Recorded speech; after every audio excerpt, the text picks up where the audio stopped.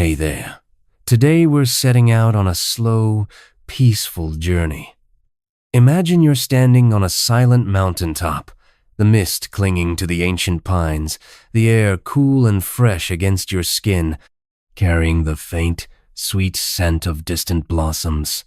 Then, you're by a quiet river, its surface barely rippling under the soft glow of the moon, reflecting the gentle sway of riverside reeds. Perhaps you feel the comforting, rhythmic patter of gentle rain against a window pane, a lullaby of water on glass. Or hear the comforting, low crackle of a distant campfire, its warmth reaching out to you even from afar, painting the night with dancing shadows. These are the spaces where peace resides, where the world slows, where every busy thought begins to loosen its grip, and where we can truly begin to unwind. And let's be honest, even finding the comfiest pillow doesn't guarantee you'll stay awake for this. The gentle whispers of history often work wonders. So, before you fully relax, take a moment to like the video and subscribe. But only if you truly enjoy this peaceful corner of the internet, a quiet sanctuary in a bustling world. Feel free to leave a comment with your location and local time, sharing where you're finding this moment of calm and quiet reflection. Now dim the lights, maybe turn on a fan for that soft background hum, a consistent, soothing presence in the quiet air, and let's drift gently into tonight's story together. Our journey tonight takes us back in time to ancient Rome, a sprawling empire known for its grand architecture, its intricate laws, and its vast influence across the ancient world. Yet, less famously, it was also a civilization with a surprisingly gentle and sophisticated approach to rest and well-being. You might naturally picture Roman life as a whirlwind of activity, bustling forums filled with energetic debates, monumental achievements built by tireless hands, and the constant hum of a vibrant, expanding society. But even in this dynamic civilization, the profound necessity of deep restorative sleep was not merely understood. It was actively valued and even celebrated as a cornerstone of good health and effective living. They didn't have the bright, intrusive screens or the constant stream of notifications that often disrupt our modern nights, pulling our attention in countless directions right up until the moment we try to close our eyes.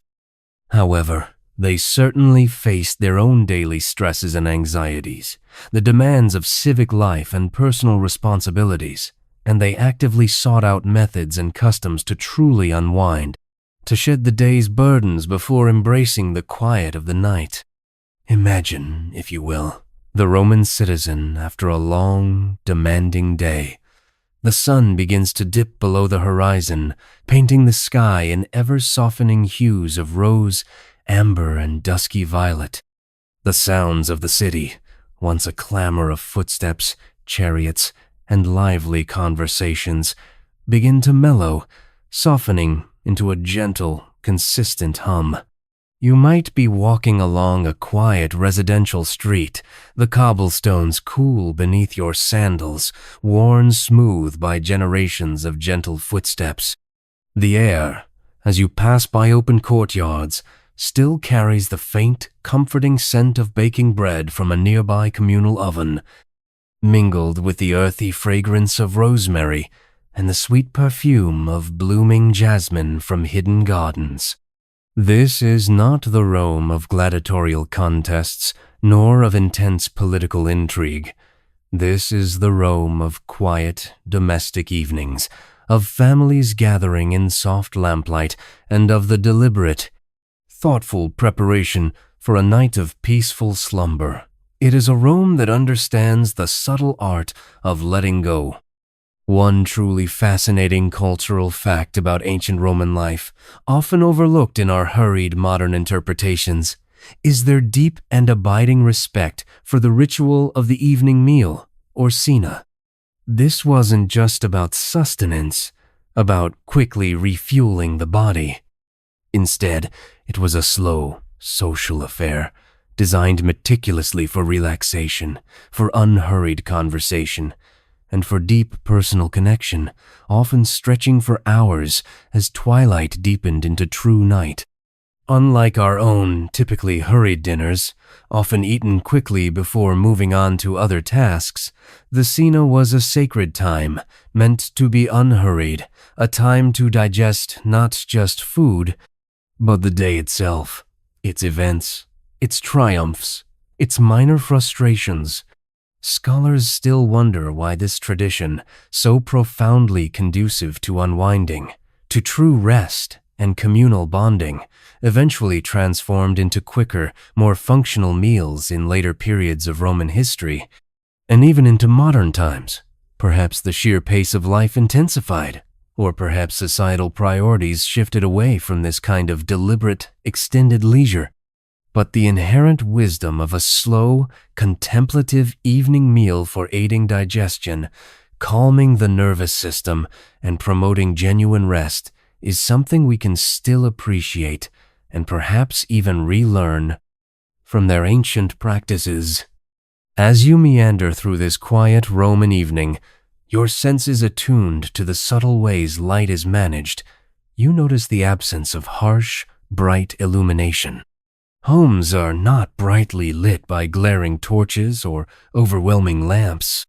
Instead, the soft, warm glow of oil, lamps casts flickering, dancing shadows, creating a deeply inviting, almost secretive atmosphere within each dwelling. Perhaps you catch a glimpse through an open doorway, hearing the soft, rhythmic hum of conversation. A family reclining on comfortable couches, arranged not around a rigid table but in a more relaxed, communal circle, gently conversing. Their voices low and soothing. The air within these spaces feels thick with comfortable silence, punctuated by soft murmurs and gentle laughter, a palpable sense of ease. This relaxed posture, common during the cena, was not merely for physical comfort. It was also believed to aid digestion, prevent hurried eating, and profoundly promote a feeling of deep ease and contentment, fostering a sense of well-being that naturally led towards restful sleep. It encouraged a slow pace, a conscious slowing down of both body and mind. Think of the striking contrast with our own fast-paced, always-on lives. The Romans understood, on a deeply intuitive level, that preparing for sleep wasn't just about the moment you closed your eyes or lay your head on the pillow. It was a comprehensive process, a gradual unwinding that ideally began hours before nightfall. They recognized the paramount importance of setting the mood, of engaging in activities that calmed the mind rather than stimulated it, that gently quieted the internal chatter. Their approach to the evening was holistic, encompassing careful consideration of diet, nurturing social interaction, and intentional manipulation of environmental cues, all meticulously designed to guide the body and mind towards a state of readiness for deep, restorative sleep. This deliberate, unhurried transition from the active, demanding day to the peaceful, receptive night is a quiet, quirky tidbit showcasing an ancient wisdom that feels remarkably relevant, even essential, in our present moment. They intuitively understood what modern sleep science now confirms with intricate data: a consistent, calming bedtime routine, a slow descent into quietude, is absolutely key to achieving truly restorative rest. As you continue your gentle stroll through this tranquil Roman neighborhood, you might pass a small, enclosed garden, its gates slightly ajar, inviting a soft breeze. The night air carries the faint, exquisite scent of blooming jasmine, its white flowers almost luminescent in the deepening twilight, or perhaps the earthy, grounding aroma of rosemary, growing in fragrant bushes alongside the path. These are not merely decorative plants, cultivated for their beauty alone. As we'll soon discover, Many of these very plants were integral to their ancient sleep remedies and their soothing herbal lullabies. The Romans were keen, astute observers of nature, drawing deeply on its generous bounty to soothe ailments, calm anxieties, and bring about a state of profound peace. They understood that the natural world held fundamental keys to well-being, and they incorporated its gifts seamlessly into their daily lives, particularly into their sacred nighttime rituals. The quiet rustle of leaves in the evening breeze, a sound almost like a soft whisper, or the distant, gentle hoot of an owl. These were the ambient sounds that accompanied their winding down, much like our own gentle fans or carefully chosen background noise machines. The world outside their windows was inherently, naturally peaceful, a profound contrast to the often overwhelming and stimulating auditory landscape of our present day. This deep connection to natural rhythms and sounds was a subtle yet powerful component of their nightly preparation for sleep. As the gentle Roman evening settles around you, the air grows cooler, and a profound sense of calm begins to descend, a quiet invitation to surrender to the night. Our path now leads us deeper into the heart of Roman relaxation, toward one of their most cherished and effective rituals for preparing for rest, the thermal baths.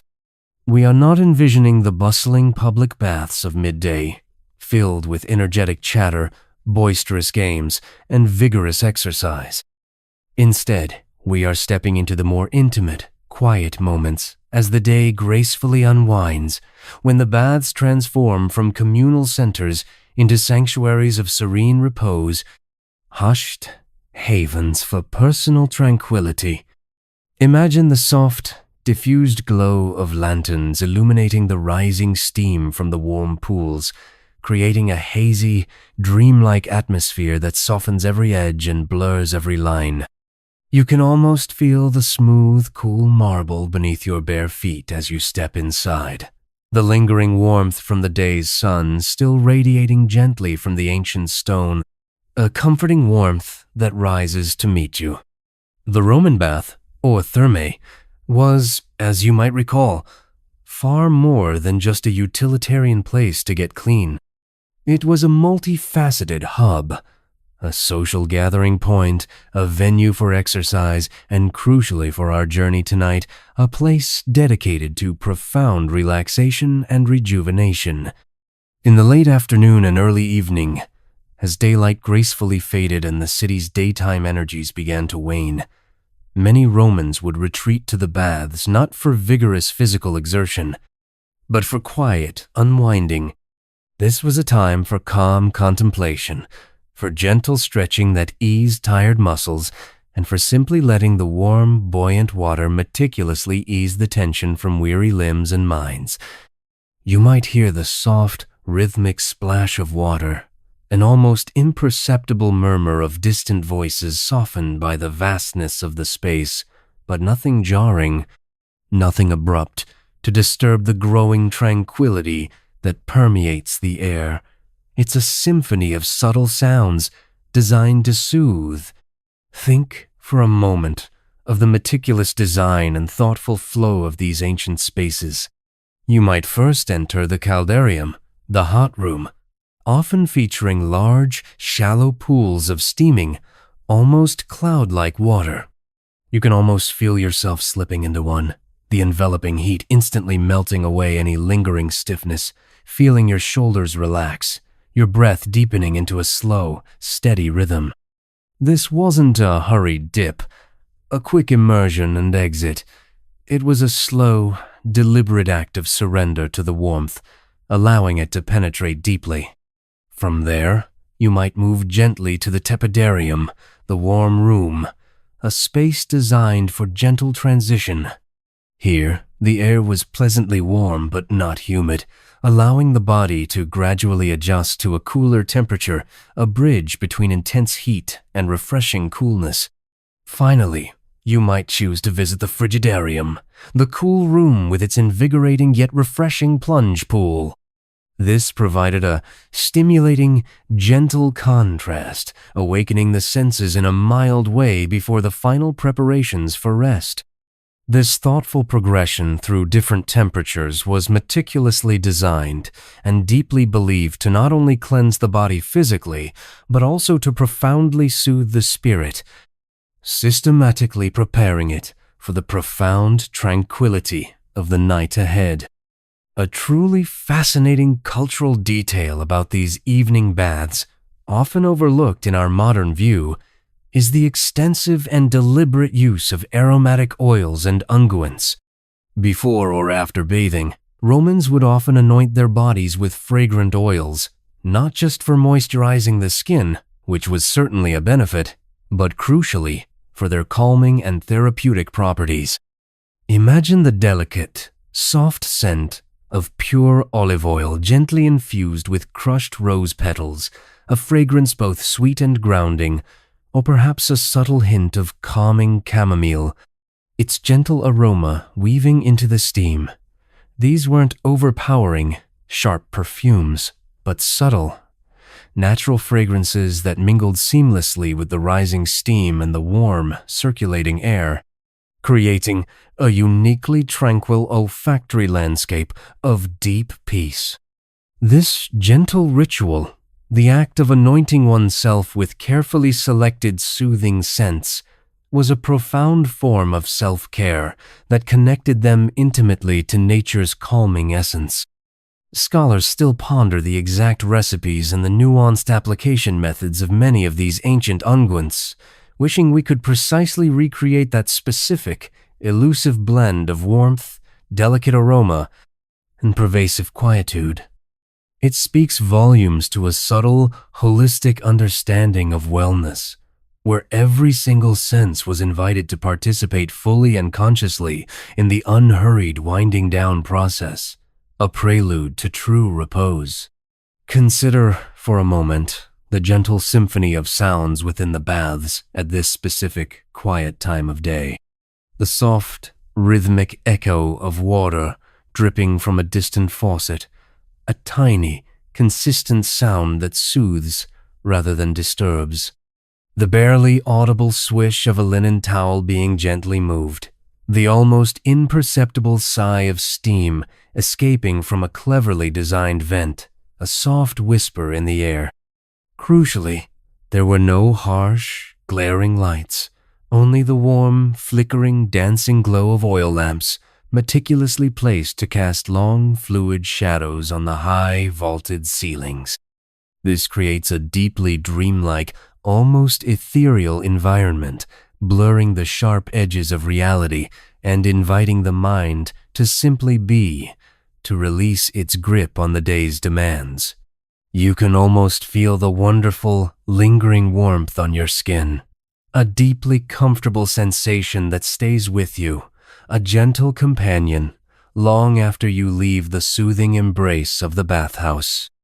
This feeling, this profound sense of gentle embrace and warmth, is a constant, subtle reminder of the peaceful state you are slowly and deeply entering. Remember the cool cobblestones beneath your feet from our earlier walk? Now, truly feel the pervasive warmth radiating from within you, a deep, comforting warmth cultivated by the gentle, caressing waters of the Thermae. This quiet, introspective aspect of Roman bathing is a truly quirky, feel-good tidbit that often goes unnoticed. We frequently associate Roman baths with grandeur, with public spectacle, with bustling activity, but there was also this intensely personal, deeply relaxing, almost meditative side to them. It's a profound testament to their recognition of the simple, universal human need for a quiet, protected space to decompress, to shed the layers of daily life. The bathing experience was a critical transition, a systematic shedding of the day's accumulated stresses and demands, allowing the mind to consciously slow its relentless, often chaotic pace. It was a conscious, deliberate act of preparing the body and mind for true rest, a ritual that transcended mere physical hygiene to become a spiritual cleansing. They understood intuitively that a clean body, softened and warmed by gentle waters and permeated by fragrant oils, was also a deeply relaxed body, exquisitely ready for the profound depths of sleep. As you slowly, unhurriedly emerge from the baths, feeling wonderfully light, utterly refreshed, and profoundly soothed, the cool embrace of the Roman evening air greets you with a gentle, comforting coolness. Your senses are thoroughly soothed, your muscles are wonderfully relaxed, and your mind is starting to feel pleasantly hazy, a soft cloudiness descending. The last vestiges of the day's demands and anxieties have been thoroughly washed away, leaving you in a state of tranquil readiness, a profound anticipation of peace. You walk with a slow, unhurried pace, your footsteps almost muffled by the increasing quietude of the descending night. The gentle warmth still radiating from your body is a comforting, lingering companion, a physical manifestation of the deep peace you've meticulously cultivated. This quiet journey, from the vibrant bustle of the day to the profound tranquility of the evening bath, mirrors the journey you are taking right now, a gentle, guided descent from wakefulness into deep, restorative sleep. The Romans, in their remarkable wisdom, knew that the path to a truly good night's sleep wasn't just about the physical act of closing your eyes or lying down.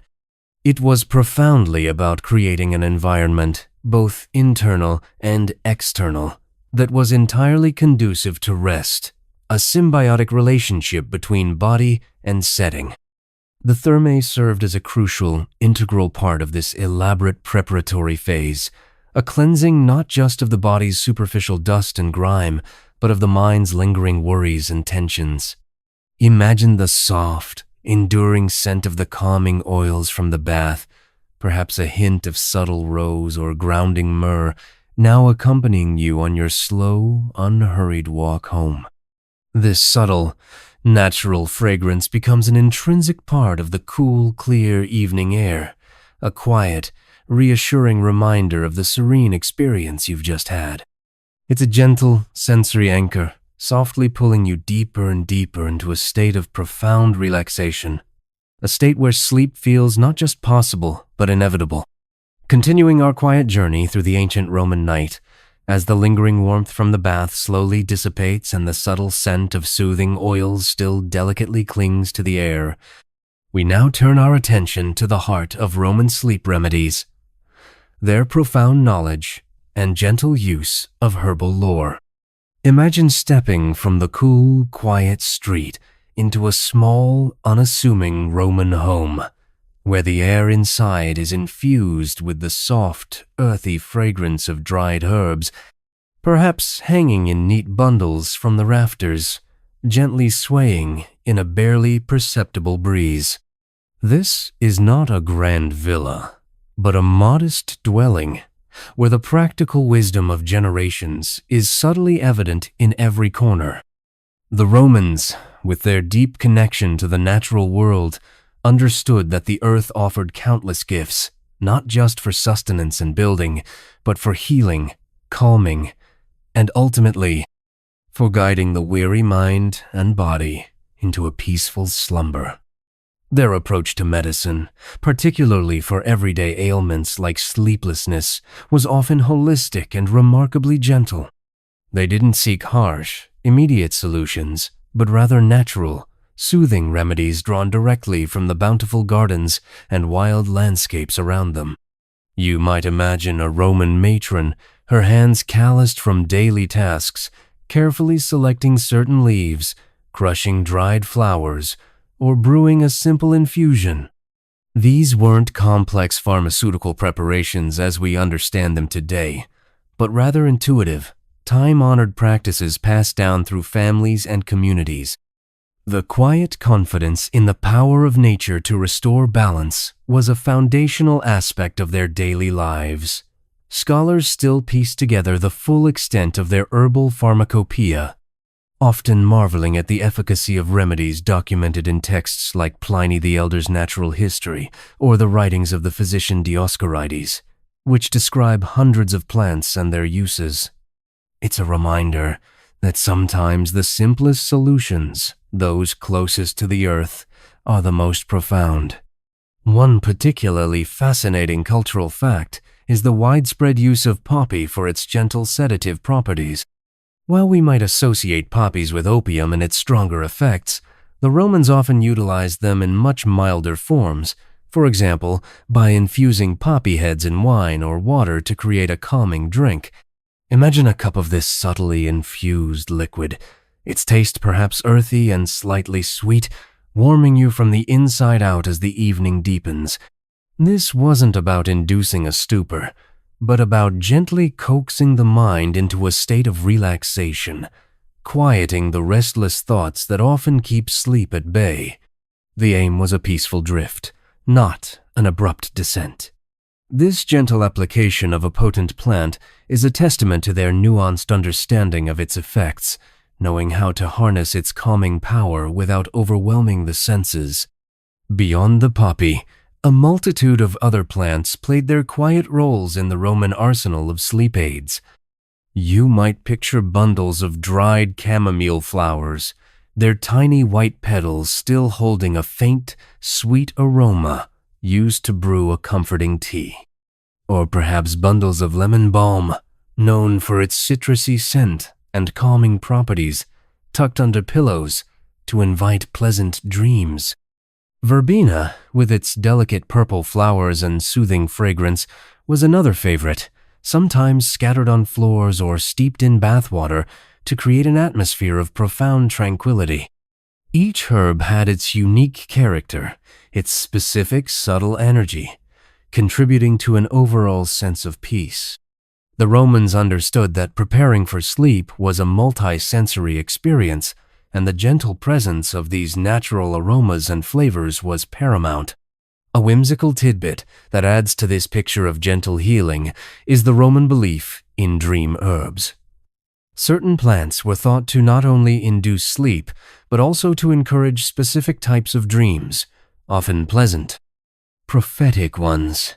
Imagine a child being given a tiny sachet of dried mugwort or vervain to place under their pillow, with the gentle suggestion that it would bring them sweet, comforting dreams.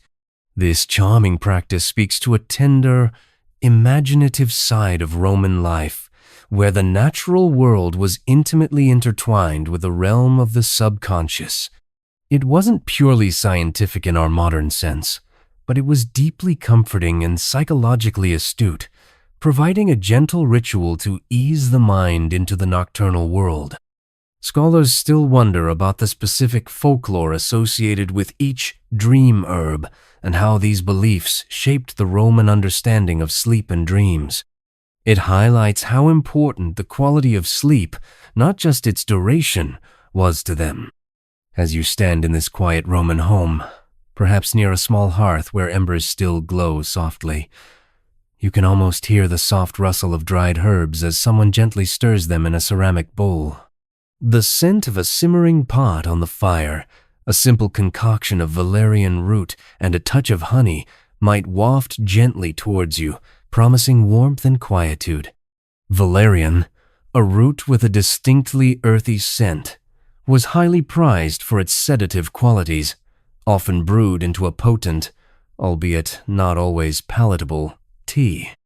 Yet, its effectiveness in promoting sleep made it a staple, a testament to their willingness to embrace the functional over the purely pleasurable when it came to well-being. Consider the deliberate care taken in preparing these remedies. This wasn't mass production. It was a slow, intentional process. Gathering the herbs at the right time, drying them carefully to preserve their potency, storing them in cool, dark places. Each step was a quiet act of mindfulness, a connection to the cycles of nature. This slow, purposeful work, often performed by women within the home, created an atmosphere of domestic tranquility, a peaceful counterpoint to the more public aspects of Roman life.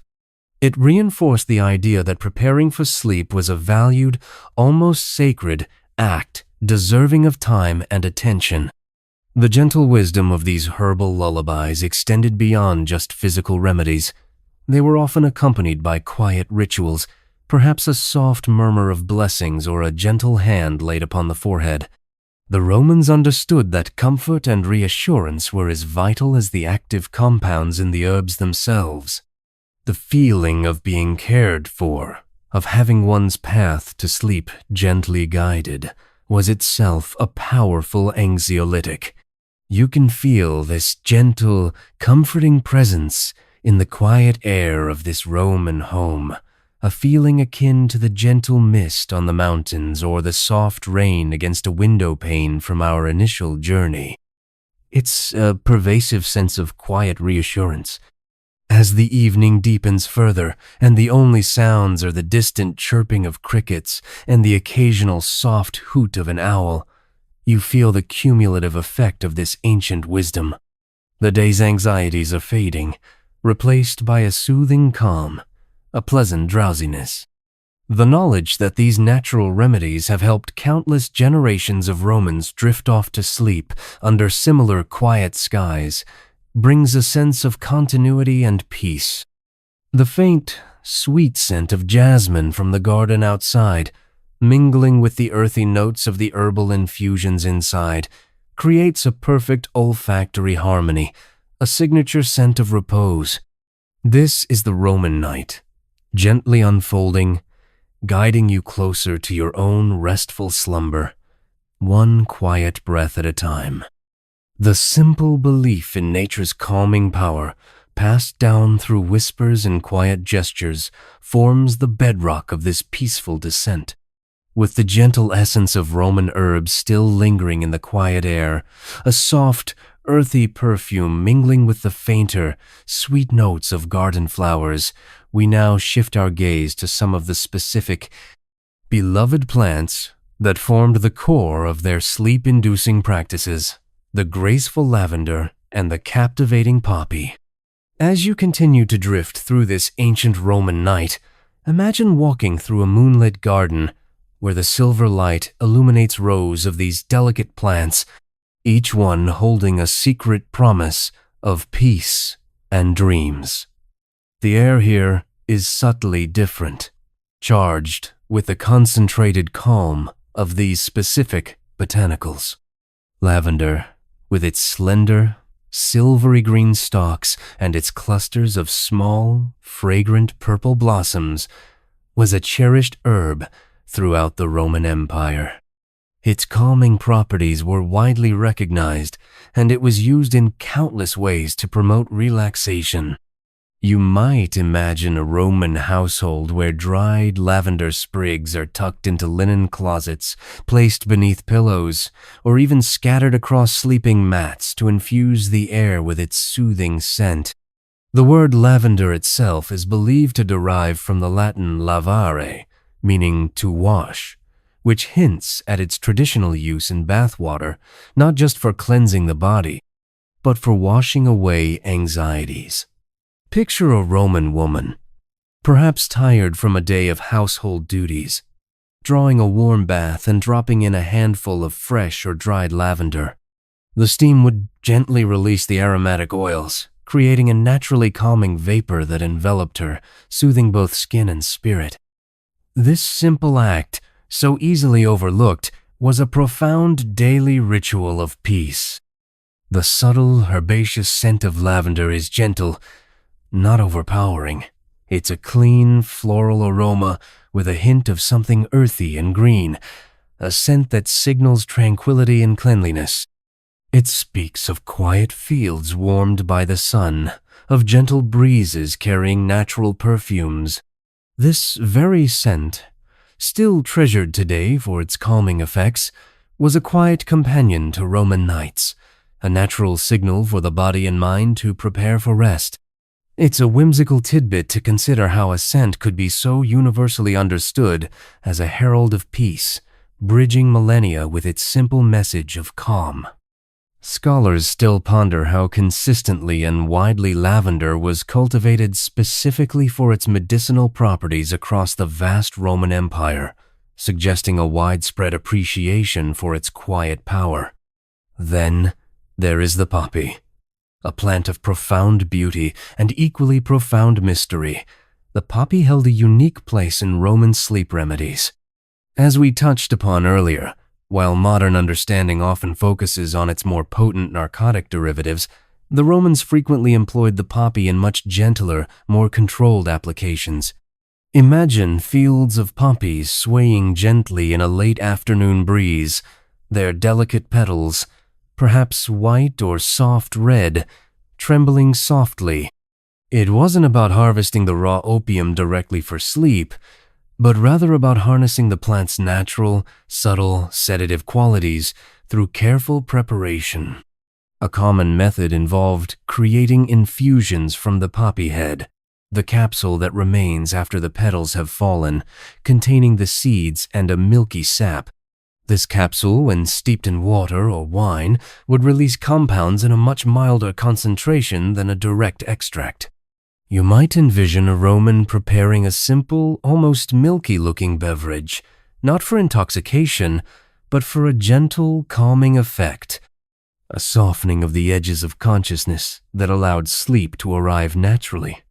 This careful, measured approach highlights a sophisticated understanding of botanical properties, knowing how to dilute a potent plant to achieve a gentle, sleep-inducing lull rather than a harsh sedative effect. It's a nuanced use of nature's bounty, designed to whisper sleep, not command it. It's a curious fact that the poppy was also symbolically linked to figures like Somnus, the Roman god of sleep, and his brother Mors, the god of death. Poppies often adorned their representations, signifying sleep and oblivion. Yet, in the domestic sphere, their application was almost tender. Imagine a mother gently offering her restless child a small sip of a poppy infusion, diluted and sweetened with honey, to help them drift off. This speaks to a belief system where nature and divinity were intertwined, and the simple act of using a plant could be seen as invoking the blessings of sleep. This reverence for the poppy's gentle power for repose, despite its more potent capabilities, is a fascinating and somewhat paradoxical aspect of Roman herbal lore. Scholars still debate the specific types of poppies cultivated and the exact dilution ratios used, given the potential for stronger effects, highlighting the careful balance the Romans must have maintained. As you stand in this moonlit garden, surrounded by the subtle, earthy perfume of lavender and the quiet, symbolic presence of the poppy, you can almost feel the collective sighs of generations of Romans finding solace in these humble plants. The soft glow of the moon filtering through the leaves creates dancing shadows that seem to stretch and yawn, mirroring your own growing tiredness. The rustle of the evening breeze through the plants is a gentle, consistent whisper, a natural white noise that helps to quiet the mind. Remember the gentle crackle of the campfire or the soft hum of your fan? This garden, with its natural sounds and calming scents, offers a similar, profound sense of peace. The Romans understood that sleep wasn't merely an absence of wakefulness, but a crucial period of restoration, and they found allies in these plants, quiet companions in the journey to repose. The simple act of crushing a lavender bloom between your fingers, releasing its aromatic oils, or seeing a field of poppies nod in the breeze can bring a quiet sense of calm, even now. It's a beautiful thought that these same plants, in various forms, have been whispering their sleep-inducing secrets to humanity for thousands of years, a continuous thread of natural comfort stretching back through time. This focus on natural, plant-based remedies offers a gentle contrast to some of our more immediate pharmaceutical solutions today. The Roman way was often slower, more deliberate, requiring an interaction with nature, a quiet understanding of its rhythms and gifts. It wasn't about quick fixes, but about fostering an environment of sustained well-being, where herbs were integral to the daily flow of life, from waking to sleeping. The deep roots of these traditions speak to a society that lived intimately with its natural surroundings, drawing on its wisdom for comfort and cure. As you feel the gentle tug of drowsiness, imagine the faint, sweet perfume of these ancient sleep aids, gently guiding you further into the quiet depths of the Roman night, preparing your mind for its own tranquil descent into dreams. The simple presence of these natural aromas was a powerful, unspoken promise of rest. Having absorbed the calming essence of Roman botanicals, the lingering scent of lavender and the gentle whisper of poppies still comforting your senses, we now turn our attention to the quiet, methodical work behind these ancient remedies, the Roman apothecaries, and the humble workshops where these calming elixirs were prepared. Imagine stepping out of the moonlit garden and into a small, unpretentious shop, perhaps tucked away on a quieter street, just as dusk fully settles. The light inside is soft, almost dim, illuminated by a single, steady oil lamp on a wooden counter, casting warm, dancing shadows on shelves filled with jars and bundles. This isn't a grand, bustling marketplace. It's a place of quiet focus where careful hands transform nature's bounty into soothing balms and gentle infusions. The Roman apothecary, known as a pharmacopola or medicamentarius, was not quite a pharmacist as we know them today, nor strictly a doctor. They were often skilled herbalists, specialists in gathering, preparing, and dispensing plant-based remedies. Picture a quiet man or woman, perhaps with wise, patient eyes, meticulously sorting dried leaves, grinding roots with a mortar and pestle, or delicately weighing out fragrant resins. The air in such a shop would be a complex tapestry of scents: earthy valerian, sweet honey, sharp myrrh, and the ever-present grounding aroma of dried herbs. It's a smell that speaks of natural healing, of age-old wisdom, and of quiet, deliberate work. Scholars still piece together the exact training and lineage of these early practitioners, wondering if they inherited their knowledge through formal schools or through centuries of family tradition, passed down in hushed whispers and careful demonstrations. It speaks to a profound respect for practical, inherited knowledge. One particularly fascinating cultural fact about these apothecaries is their deep understanding of the seasons and the optimal time for harvesting various plants. They wouldn't simply gather herbs whenever convenient.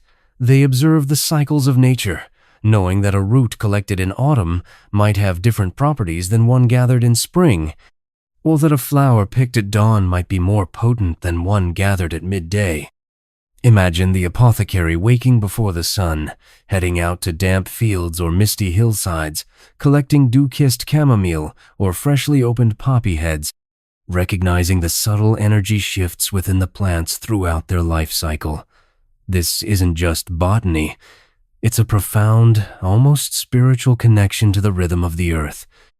This quiet reverence for timing, for aligning human action with natural cycles, is a whimsical tidbit that highlights their intuitive wisdom.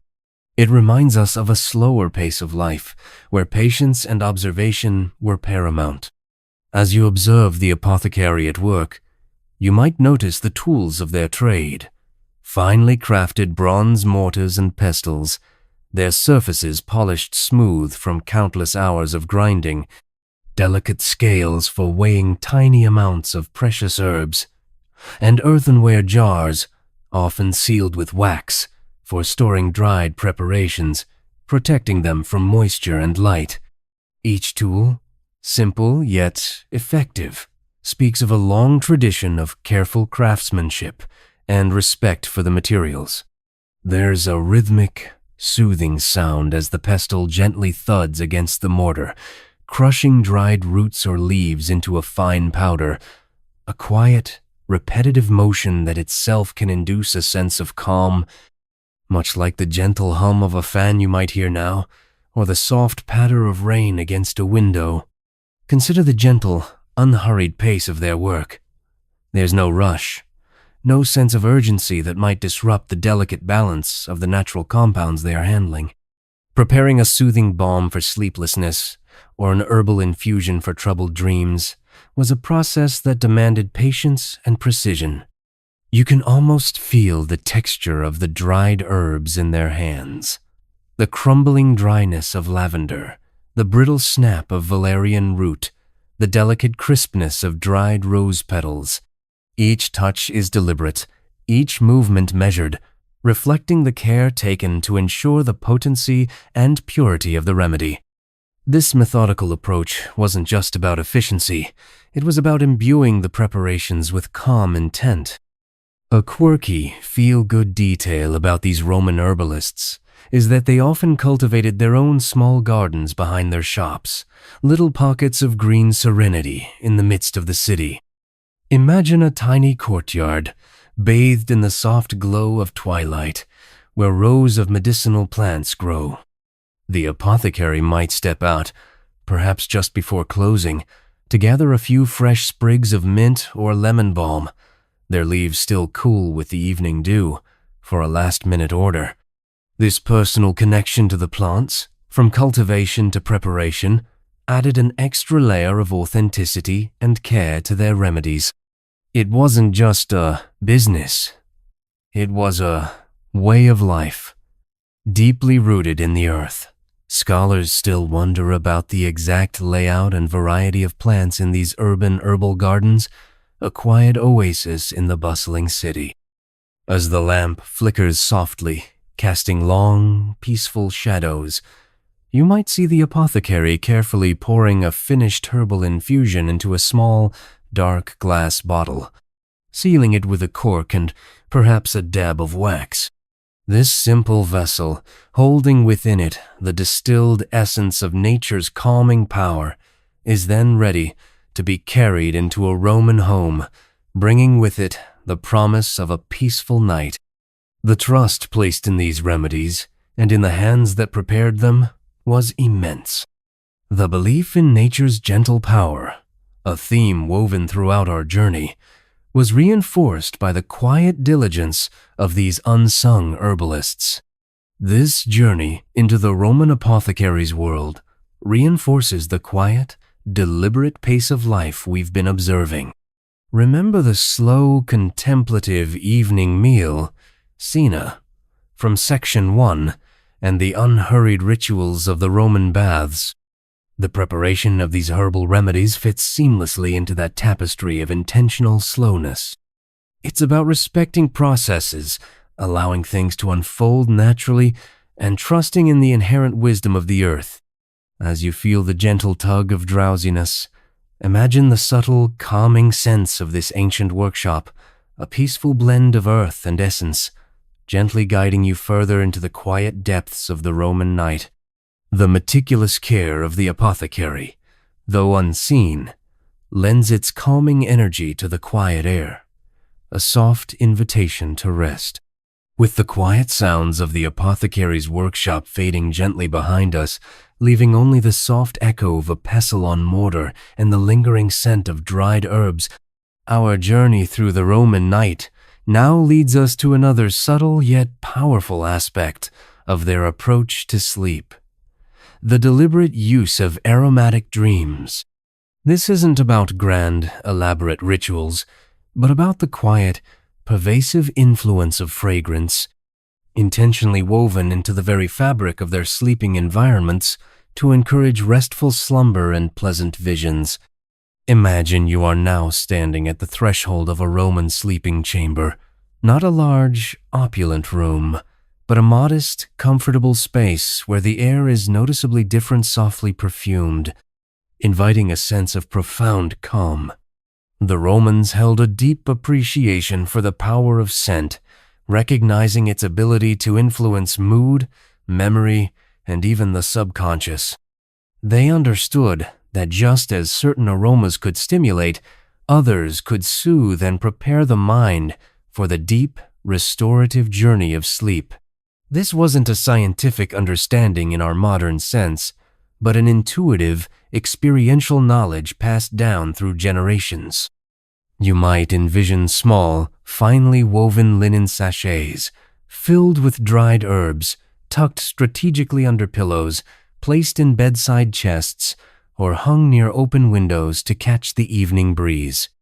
The goal was to create an atmosphere so subtly imbued with calming fragrance that it almost became imperceptible, working its gentle magic without conscious effort. One particularly fascinating cultural fact is the widespread use of rose petals and myrtle leaves for their calming and soporific properties. Imagine a Roman servant or family member carefully scattering dried rose petals over a bed just before nightfall, their delicate, sweet perfume gently filling the air. Or perhaps small bowls of myrtle leaves, crushed to release their fresh, slightly balsamic scent, placed on a bedside table. These weren't just for aesthetic appeal. They were an active part of the sleep preparation, a sensory invitation to relaxation. Scholars still marvel at the seemingly effortless integration of these natural elements into daily Roman life, wondering how deeply ingrained this holistic approach truly was. It speaks to a society that lived in much closer communion with the rhythms and gifts of the natural world. Beyond individual herbs, complex aromatic blends were also common. You might imagine an aromatarius, a specialist in perfumes and aromatic compounds, carefully mixing resins like frankincense or myrrh with soothing herbs such as chamomile or marjoram. These blends might be used in small incense burners, releasing a slow, steady stream of fragrant smoke that cleansed the air and quieted the mind. But crucially, this was not the sharp, stimulating smoke of a vibrant ceremony. It was a gentle, almost invisible wisp designed to subtly shift the atmosphere towards tranquility. The scent would be soft, pervasive, encouraging slow, deep breaths, and signaling to the body that it was time to unwind.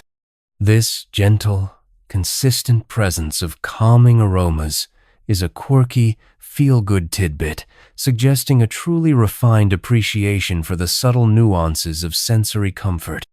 Consider the role of these aromas in shaping dreams. The Romans, like many ancient cultures, believed that dreams held significance, sometimes offering insights or portents.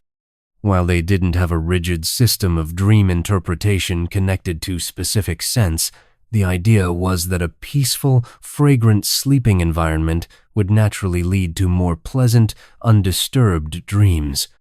Imagine drifting off surrounded by the gentle perfume of lavender and rose, and how that might influence the imagery and emotional tone of your nocturnal experiences. It's a tender thought that the very air you breathed as you slept was designed to cradle your subconscious in comfort. This almost magical belief in aromatic dreams adds a layer of gentle wonder to their sleep practices. As you stand in this quiet Roman sleeping chamber, the faint, comforting scent of dried herbs and delicate florals seems to wrap around you like a soft, warm blanket. You might notice small amphorae, gracefully shaped earthenware jars, containing fragrant oils that release their essence slowly into the room. Perhaps a low table holds a small, elegant lamp, its flame barely flickering, illuminating a single, smooth piece of polished wood where a drop of scented oil has been placed, its fragrance gently rising. The silence is almost palpable, broken only by the soft, distant sounds of the Roman night. Perhaps the rustle of leaves outside, or the very faint, rhythmic chirping of crickets, sounds that have become familiar companions on our journey, much like the gentle fan hum that might accompany your own descent into sleep. This meticulous attention to the sensory environment particularly through scent, highlights a key aspect of Roman well-being. They understood that the transition from wakefulness to sleep was not an abrupt halt, but a gradual, immersive process. Just as we discussed, the slow, contemplative cena, remember the feeling of peaceful satiety and the tranquil rituals of the thermal baths, that lingering warmth on your skin. The use of calming aromas was another layer in this carefully constructed path to repose. It created a consistent, comforting message for the brain and body. It is safe to rest now. All is calm. This continuity of calming experiences, from your evening meal to your bath, and now to the very air you breathe in your sleeping chamber, reinforces the pervasive sense of peace. The beauty of these ancient aromatic practices lies in their subtlety and naturalness. There were no artificial harsh chemicals, no overwhelming synthetic fragrances. Only the pure, gentle essence of plants, carefully cultivated and thoughtfully employed. This connection to the earth, to the inherent calming power of nature's perfumes, is a deeply soothing thought. It allows you to feel connected to those ancient Romans, finding comfort in the same quiet ways, under the same vast, starry sky. The very air around you, infused with these timeless scents, becomes a gentle lullaby for your senses, quietly encouraging your mind to loosen its grip on the day's thoughts and to surrender to the peaceful depths of the night. As you take a slow, deep breath, imagining the soft, sweet air filling your lungs, you feel a gentle wave of drowsiness washing over you. The day's events, once sharp and demanding, now seem distant, softened by the quiet perfumes and the enveloping calm. The thought that these subtle scents have been coaxing pleasant dreams for thousands of years, carrying peace across time, is a comforting one. You are not alone in this journey to rest. You are connected to a long lineage of quiet sleepers, gently ushered into slumber by the wisdom of the ancients and the bounty of the earth.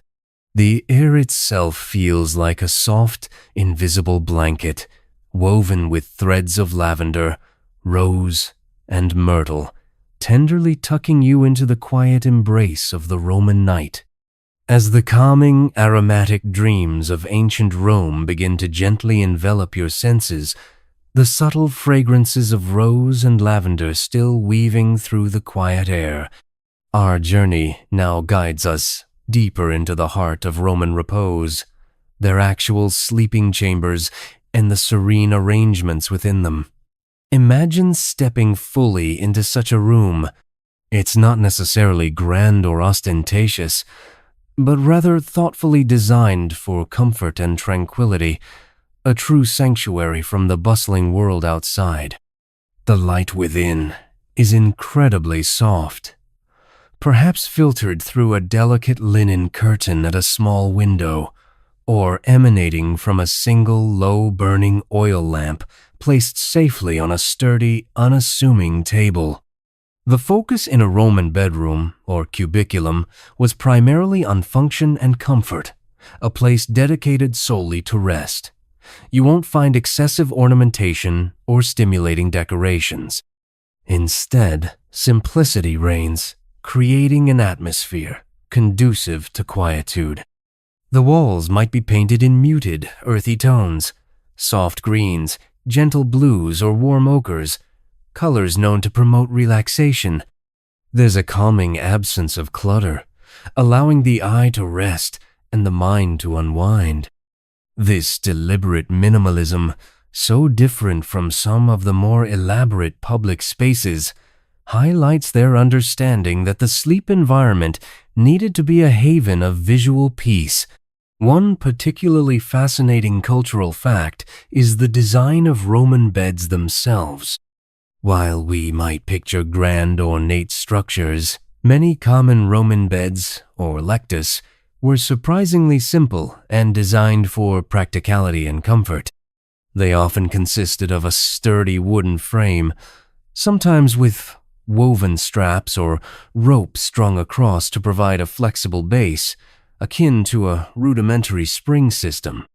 On top of this, thick mattresses stuffed with wool, straw, or even dried leaves would be laid. Imagine the softness of such a mattress, conforming gently to your body, offering warmth and support. Over this, layers of linen sheets and woolen blankets would provide comfort and warmth, the textures soft and inviting against the skin. Scholars still debate the exact softness levels of these ancient mattresses, but the intent was clearly to provide a comfortable, cradling sleep surface. This simple yet effective design speaks to a pragmatic approach to slumber. Beyond the bed itself, the subtle details of the cubiculum further contribute to its soothing atmosphere. You might notice heavy curtains or drapes, perhaps made of thick wool or linen, hung not just at the windows but also around the bed itself. These curtains served multiple purposes: to block out light from the outside, to muffle any lingering street sounds, and to create a feeling of enclosed privacy and warmth. Imagine drawing these curtains around your bed, creating a small, personal cocoon of darkness and quietude. The rustle of the fabric as they are drawn across is a soft, comforting sound, a gentle, final barrier between you and the waking world. This sense of enclosure and security is a deeply reassuring element, fostering a feeling of safety that helps the mind relax into sleep. A quirky, feel-good tidbit about Roman bedrooms is the presence of small, simple nightstands or chests. These weren't filled with stimulating objects like scrolls for reading or intricate games. Instead, they often held only essentials for the night: a small oil lamp, perhaps a cup of water, and sometimes a tiny, sealed jar containing a calming herbal balm or a small sachet of sleep-inducing herbs like the lavender or poppy we discussed earlier. This deliberate absence of distractions reinforced the room's sole purpose: to be a place of rest. It's a charming detail that highlights their commitment to an uncluttered mind before sleep. Scholars often wonder about the specific contents of these bedside jars, imagining the personalized mixes of soothing unguents prepared by the family matriarch or a local apothecary. As you settle into this imagined Roman bed, perhaps pulling a soft woolen blanket up to your chin, you can feel the gentle pressure of the mattress, the subtle warmth of the coverings. The air, still carrying that faint, pleasant herbal scent from the aromatic practices, feels breathable and fresh. The silence is profound, save for the very distant, barely perceptible sounds of the Roman night fading into nothingness. The darkness is enveloping, a soft, velvety black that encourages the eyes to close and the mind to surrender. This careful cultivation of sensory deprivation, creating a space free from stimulating light, sound, and even excessive visual input, was a deliberate strategy for promoting deep sleep. Remember the quietness of the Roman baths, the deliberate slowness of the Sena. This bedroom environment is the culmination of that intentional winding down. It's where the final surrender to sleep takes place, a physical manifestation of the mental and emotional peace that has been cultivated throughout the evening. The subtle scent of jasmine from the garden, from Section 1, might still linger faintly, a memory of evening beauty now transformed into a comforting lullaby. The warmth from the bath, from Section 2, has settled deep into your bones, a lingering comfort as you prepare for true rest. The Romans understood that the physical space itself could act as a powerful cue for sleep. By making the bedroom a distinct, dedicated zone for rest, free from the activities of the day, they created a clear boundary between wakefulness and slumber.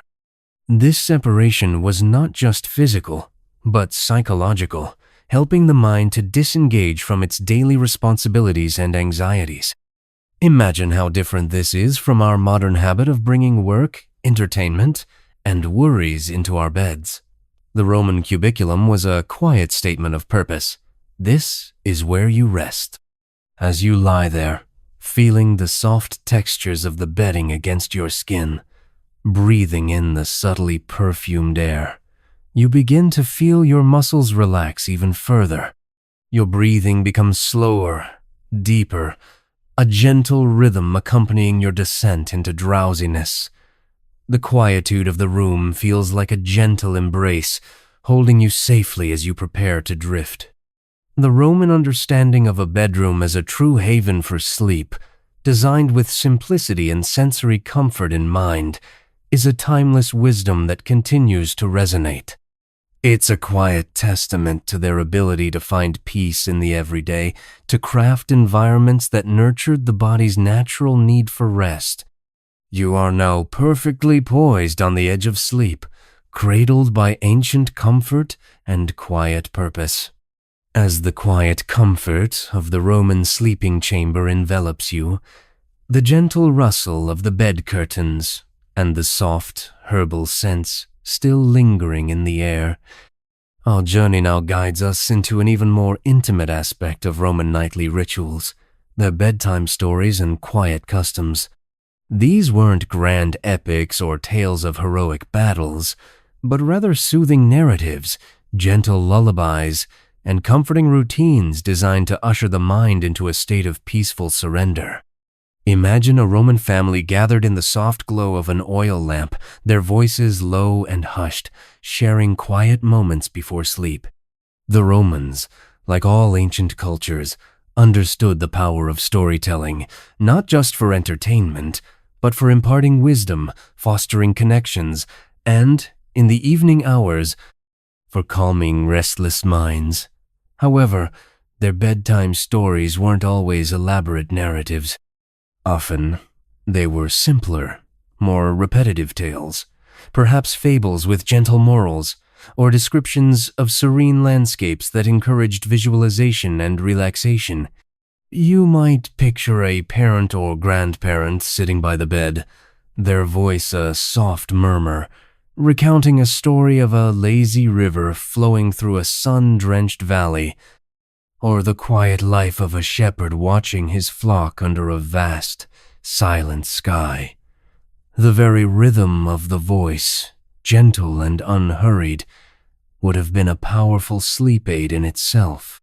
One particularly fascinating cultural fact is the use of cradle songs or lullabies, known as nane or nenyai. These were simple, repetitive tunes, often improvised, designed to soothe infants and young children to sleep. Imagine the soft, melodic hum of a Roman mother, gently rocking her child, the words perhaps describing the moon, the stars, or the quiet domestic scenes of the home. These songs wouldn't have been complex compositions, but rather simple, comforting vocalizations, a universal language of tenderness. Scholars still wonder about the specific melodies and lyrics of these ancient lullabies, as they were rarely written down, passed instead from one generation to the next through quiet, loving repetition. It speaks to a profound intimacy and warmth within Roman family life that is often overlooked. Beyond stories and songs, quiet customs also played a significant role. You might imagine a Roman child being gently undressed and bathed in warm, herb-infused water, a callback to the calming experience of the Roman baths we explored earlier. Then, perhaps a light massage with a calming oil, slowly working through tired limbs. These physical acts of care, performed with quiet intention, would signal to the child's body that the day was ending and rest was approaching. The sensation of gentle touch, the warmth of the oil, the rhythmic strokes, all combine to create a powerful sensory experience of comfort and security, easing the transition into slumber. A quirky, feel-good tidbit is the Roman practice of burning small amounts of soothing incense, not the stimulating kind used in public temples, but a gentle, subtle blend within the home just before bed. Imagine a tiny ceramic burner, its glowing embers releasing a faint wisp of myrrh or frankincense, softened with chamomile or rose petals. This wasn't for purification, but purely for creating an atmosphere of peace, an aromatic signal for the brain to slow down. The visual of the thin, curling smoke, the faint warmth radiating from the burner, and the delicate perfume would all contribute to a sensory lullaby, preparing the occupants for dream-filled sleep. It's a quiet detail that shows a deep appreciation for the subtle orchestration of the environment for rest. As you listen to the imagined soft murmur of voices, perhaps a whispered story or a gentle hum, you feel your own mind beginning to quiet. The concerns of the day, once vivid and demanding, begin to recede, becoming softer, less insistent. The comfort of the Roman bed, remember the thick wool mattresses and soft linen, now feels even more inviting, a haven of peace after a day of gentle exploration. The deliberate lack of stimulation, the focus on quiet connection and sensory comfort, is a powerful antidote to modern restlessness. Remember the careful preparation of the herbal remedies in the apothecary's shop? These customs, too, were a form of gentle preparation, not external application, but internal cultivation of peace. They were about creating an internal landscape of calm through quiet interaction and comforting routine. The absence of harsh lights, the soft murmur of voices, the gentle caress of touch, all these elements conspired to create a powerful, consistent message of safety and stillness. The beauty of these forgotten Roman bedtime customs lies in their simplicity and their profound human connection. There was no complex technology, no complicated machinery, only the warmth of human presence, the comfort of a soothing voice, and the gentle wisdom of natural rhythms. It's a reminder that true relaxation often comes from the most fundamental sources: feeling safe, feeling loved, and feeling gently guided into the quietude of the night. This kind of deep, human-centered care fostered a sense of profound security, allowing the mind to let go of its protective vigilance. As the imagined story gently concludes, perhaps with the slow descent of the moon or the quiet closing of flower petals for the night, you feel a profound drowsiness taking hold. The soft, repetitive sounds, the comforting presence, the gentle sensory cusel have worked their quiet magic. You are no longer merely observing. You are participating, feeling the ancient calm seep into your own being. The Roman night, filled with its subtle lullabies and comforting rituals, is now cradling you, inviting you to surrender to its peaceful embrace. The simple, timeless wisdom of these bedtime customs echoes across the centuries, whispering promises of deep, restorative sleep. With the soothing echoes of Roman lullabies and gentle bedtime stories softly fading, and the comforting quietude of the cubiculum still surrounding you, our journey now turns to another subtle yet significant aspect of Roman preparation for rest: their mindful approach to evening dining, specifically designed for digestion and ease, a true prelude to slumber. Imagine moving from the intimate sleeping chamber to a small, warmly lit dining area, where the soft glow of a few oil lamps illuminates simple pottery and the remnants of a meal.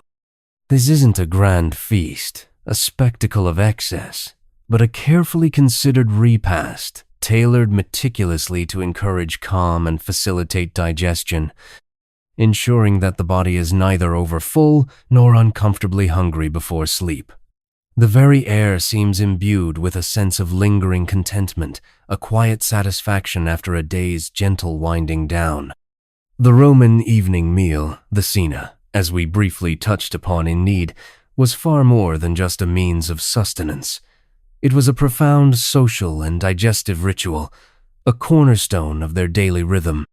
However, The last meal of the day, especially for those seeking truly restful sleep, was often deliberately lighter than the midday meal, the prandium, and meticulously designed to be easily digestible.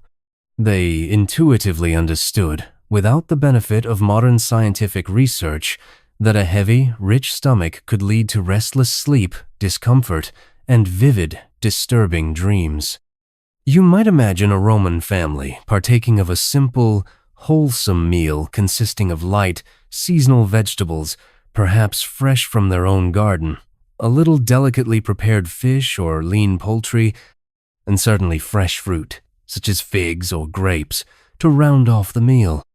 The emphasis was consistently on simplicity, purity, and balance, meticulously avoiding rich, fatty foods, heavily spiced dishes, or anything that would burden the digestive system throughout the long hours of the night.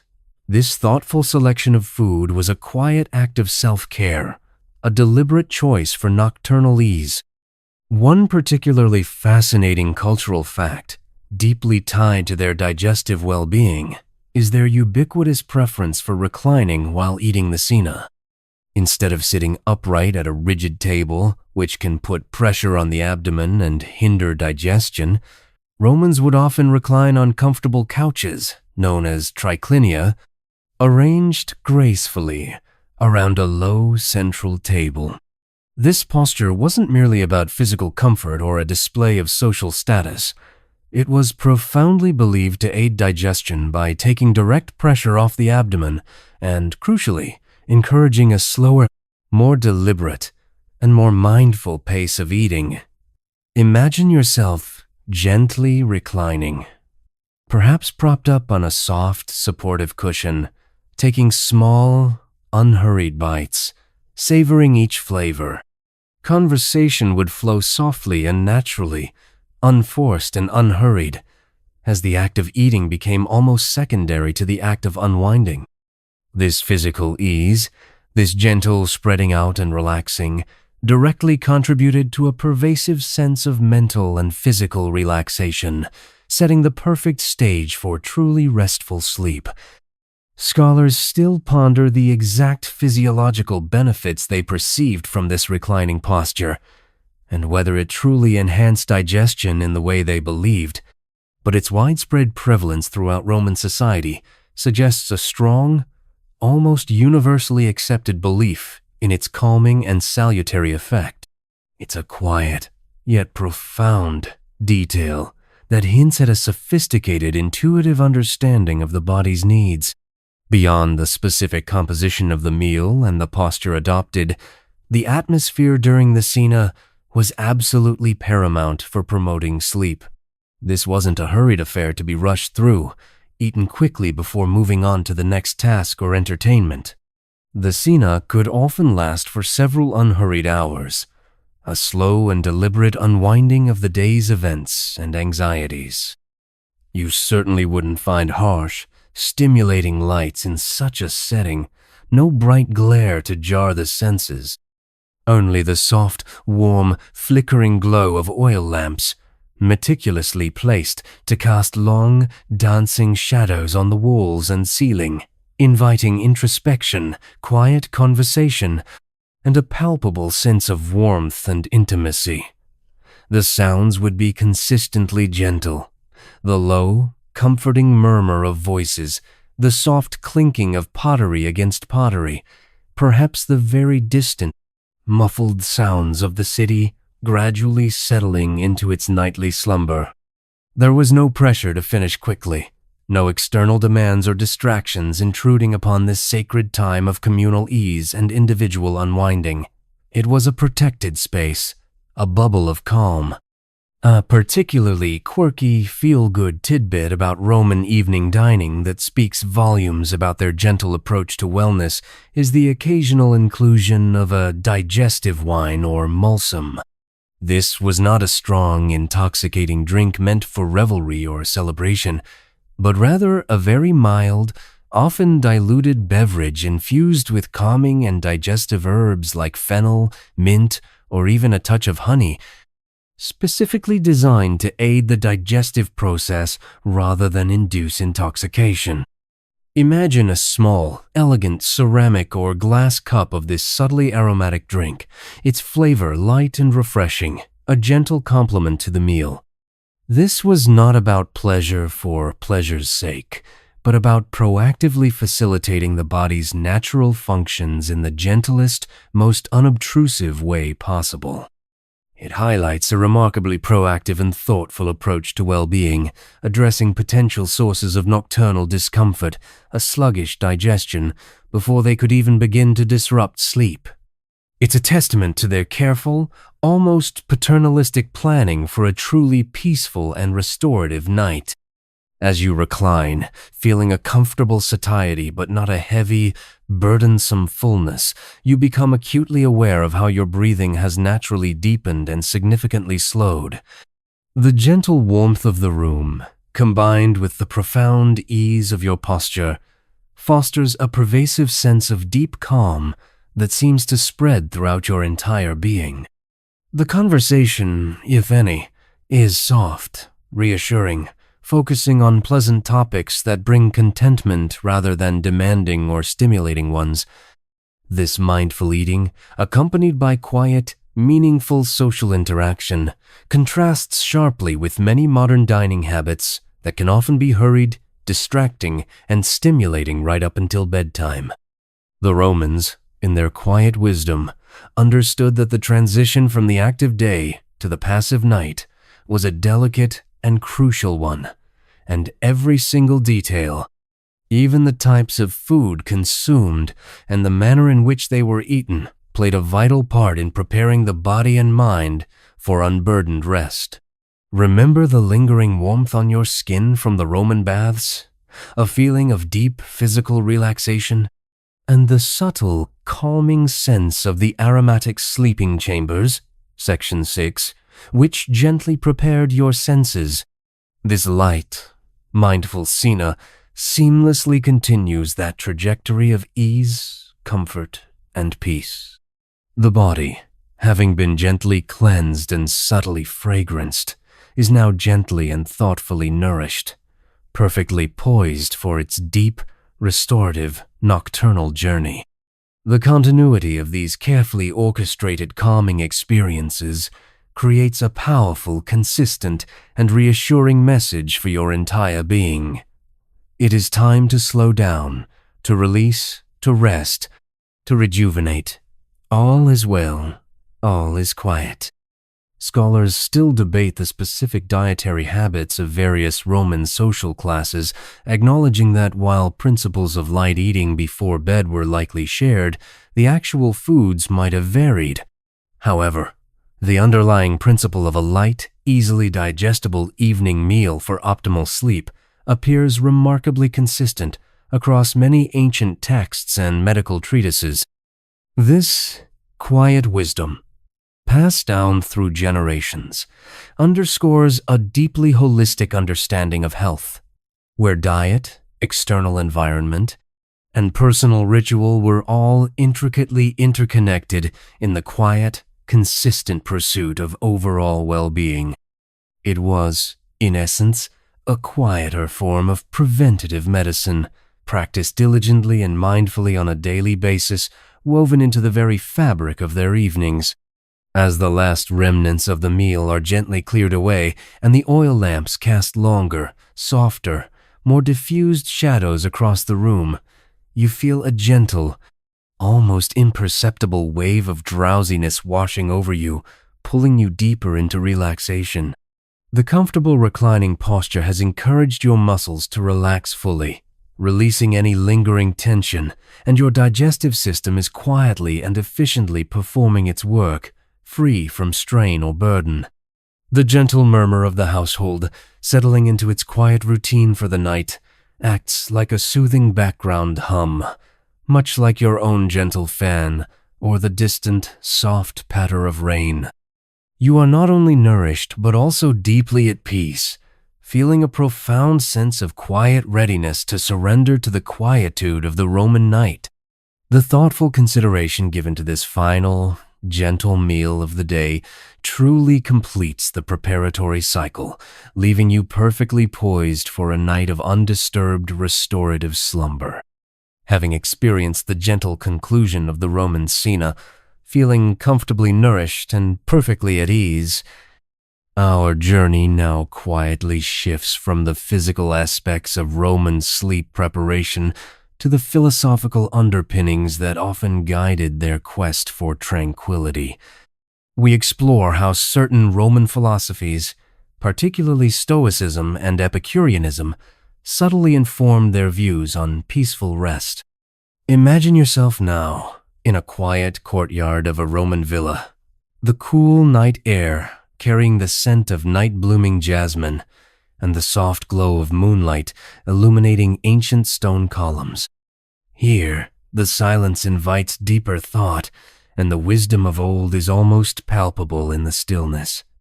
The Romans, while known for their pragmatism and empire building, were also deeply engaged with Greek philosophical traditions, adapting them to their own worldview. When it came to sleep and rest, their philosophical leanings encouraged a mind at peace, free from the turmoil of excessive emotions or anxieties. This wasn't about complex academic debates, but about practical guidelines for a well-lived and therefore well-rested life. You might imagine a Roman citizen, perhaps an elder statesman or a thoughtful merchant, sitting quietly on a bench in this courtyard, contemplating the day, seeking to shed its burdens before sleep. One particularly fascinating cultural fact is the Stoic emphasis on differentiating between what is within one's control and what is not. For a Stoic, sleeplessness, or insomnia, was often viewed as a result of allowing external events or uncontrollable worries to disturb the inner calm. Their remedy was not a pill, but a mental exercise, acknowledging what could not be changed, and thus releasing the emotional attachment to it. Imagine a Roman practicing this before bed, mentally reviewing the day, identifying anxieties, and then consciously letting go of those that were beyond their power. This deep psychological work was their ultimate sleep remedy, a purification of the mind.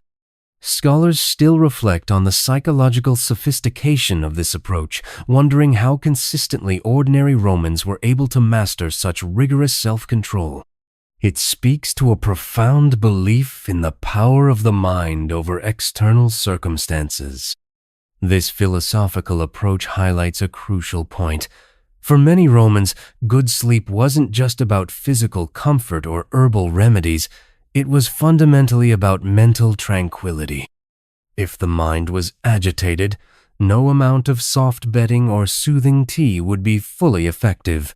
This quiet discipline of the mind, the active cultivation of inner peace, is a whimsical tidbit that offers a profound lesson. It suggests that true rest begins not in the bed, but in the mind, long before one's head touches the pillow. The very act of calmly observing one's thoughts, gently redirecting them away from worry, was a bedtime ritual in itself.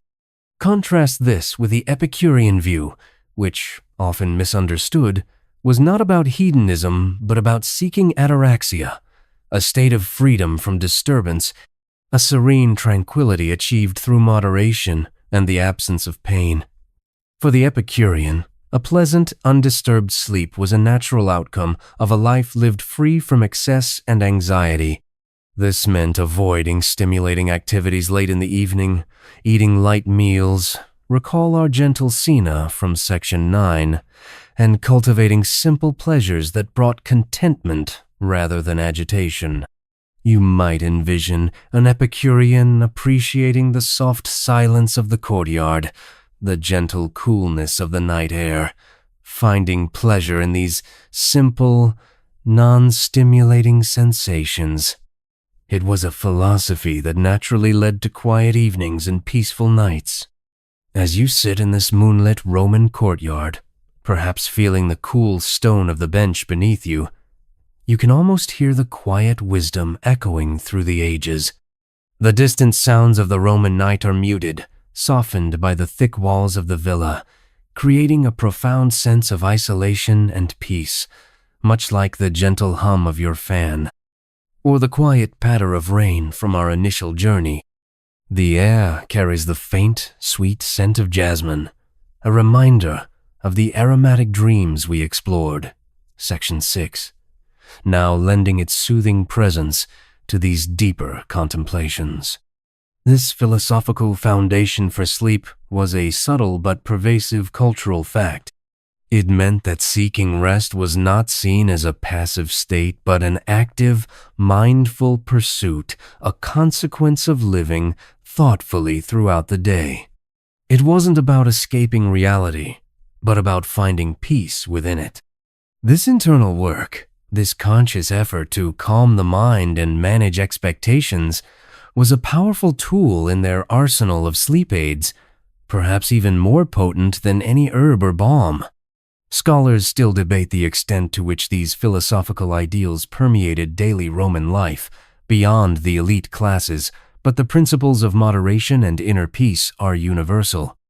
Remember the careful selection of plants in the apothecary's shop, Section 5? Just as they selected herbs for their properties, these philosophers selected thoughts and attitudes that led to inner harmony. This connection between external remedies and internal disposition creates a cohesive picture of Roman well-being. The gentle, unhurried pace of their daily life, from the baths to the evening meal, was all designed to support this ultimate goal of ataraxia, a mind undisturbed, a body at rest. As you linger in the quiet of this courtyard, feeling the gentle breeze and listening to the profound silence of the Roman night, you can almost feel the mental burdens of your own day beginning to lighten. The ancient wisdom of letting go, of finding peace in moderation, of cultivating inner calm, offers a timeless blueprint for better sleep. This is not about complex intellectual exercises, but about simple, practical approaches to mental hygiene, allowing the mind to unwind naturally. The soft glow of the moon above, the gentle shadows cast by the columns, and the subtle fragrance of the night air combine to create a deeply calming atmosphere. You are breathing in not just the scent of ancient Rome, but the quiet wisdom of its most peaceful thinkers, gently guiding you into a state of profound relaxation, ready for your own undisturbed slumber. As the philosophical whispers of ancient Roman tranquility gently recede, leaving a pervasive sense of quiet calm in the moonlit courtyard, our journey now flows towards another sensory element crucial to Roman serenity and, by extension, their remarkably restful nights: the ubiquitous presence and deeply soothing sounds of water features within their domestic spaces. Imagine moving gracefully through the peaceful Roman villa, perhaps no longer lingering in the courtyard, but venturing deeper inside, into a quiet atrium or a secluded garden chamber, where the gentle trickle of water becomes a soft, consistent companion to the profound stillness. This isn't the roaring crash of a powerful river, nor the expansive ebb and flow of ocean waves against a distant shore, but rather the deliberate, controlled, and intensely calming sound of water, meticulously integrated into the intimate domestic sphere. Perhaps a small, elegant fountain softly spilling water in a central peristyle garden, or the rhythmic, almost imperceptible splash from a decorative basin in a private atrium, serving as a tranquil focal point. The Romans, renowned throughout history for their unparalleled mastery of hydraulic engineering, didn't merely utilize water for grand public sanitation projects or the sprawling thermal baths we discussed earlier. They ingeniously and artistically incorporated it into their private residences, not just as a source of practical utility, but as a profound source of aesthetic beauty and, crucially, auditory tranquility. They intuitively understood the innate human response to the gentle, rhythmic sound of water, its remarkable ability to mask jarring, intrusive noises from the outside world, to soothe the nervous system, and to effortlessly create an atmosphere of profound, natural peace. You might picture a central open-air courtyard, or peristyle, often adorned with potted plants and sculptures, where a modest fountain gently spills water from a classically designed spout into a shallow, marble-lined basin. The sound it produces is not loud or intrusive, never demanding attention, but a soft, rhythmic patter, a consistent, almost meditative murmur that acts as a natural, ambient white noise, subtly filling the quiet space without ever overwhelming it. One particularly fascinating cultural fact, often overlooked, is the sheer ingenuity behind Roman water systems that allowed even relatively modest homes, not just the opulent villas of the elite, to enjoy the luxurious presence of running water features. Beyond the grand aqueducts feeding public spaces and monumental fountains, intricate networks of lead pipes and carefully constructed terracotta channels brought fresh, flowing water directly into private dwellings. This meant that the deeply calming sound of water wasn't merely a status symbol or a luxury reserved for the ultra-wealthy, but a cherished feature, increasingly accessible to a wider range of Roman citizens who valued peace and domestic harmony. Imagine the quiet pride of a Roman homeowner, perhaps after a long day in the forum or the fields, listening to their personal, trickling fountain, understanding and appreciating the complex engineering marvel that delivered such a simple yet profound pleasure directly into their home. Scholars still marvel at the sheer sophistication and longevity of Roman plumbing and hydraulic systems, often wondering about the extensive daily maintenance and constant care required to keep these delicate systems flowing smoothly and, crucially, quietly, without interruption. It speaks volumes about a society that deeply prioritized the thoughtful integration of natural, soothing elements into the very heart of their living spaces. This constant, gentle presence of gracefully moving water offered a continuous, soothing auditory backdrop to the entirety of Roman domestic life, gently muting the distant, occasional sounds of the bustling city and providing a consistent, unwavering focal point for quiet contemplation and introspection. It's a charming, almost whimsical tidbit to consider that these ancient Romans essentially had their own natural sound machines, their own white noise generators, long before the concept of electricity, let alone electronic devices, was even conceived. The soft, gentle trickle of water, the subtle, rhythmic splash, the quiet, reassuring gurgle as it recirculated, these sounds are universally calming across cultures and millennia, resonating with something deep within our primal need for safety, sustenance, and abundance. It's a natural, timeless lullaby, consistent and unwavering, providing a rhythmic, comforting anchor for the mind to gently attach itself to, drawing it away from intrusive thoughts. As you stand in this quiet Roman interior, the gentle, pervasive sound of the fountain subtly fills the space, delicately softening the sharp edges of any lingering silence. It effectively masks any distant, lingering echoes of the day's activities, helping the mind to focus inward, away from external distractions. The visual presence of the water, too, perhaps a still, reflective pool mirroring the soft moonlight from an open roof, or the shimmering, mesmerizing surface of a basin catching the gentle lamplight, adds another layer to the profound sense of calm. The movement of the water is fluid, unhurried, almost meditative, reflecting the very essence of the calm you are carefully cultivating within yourself.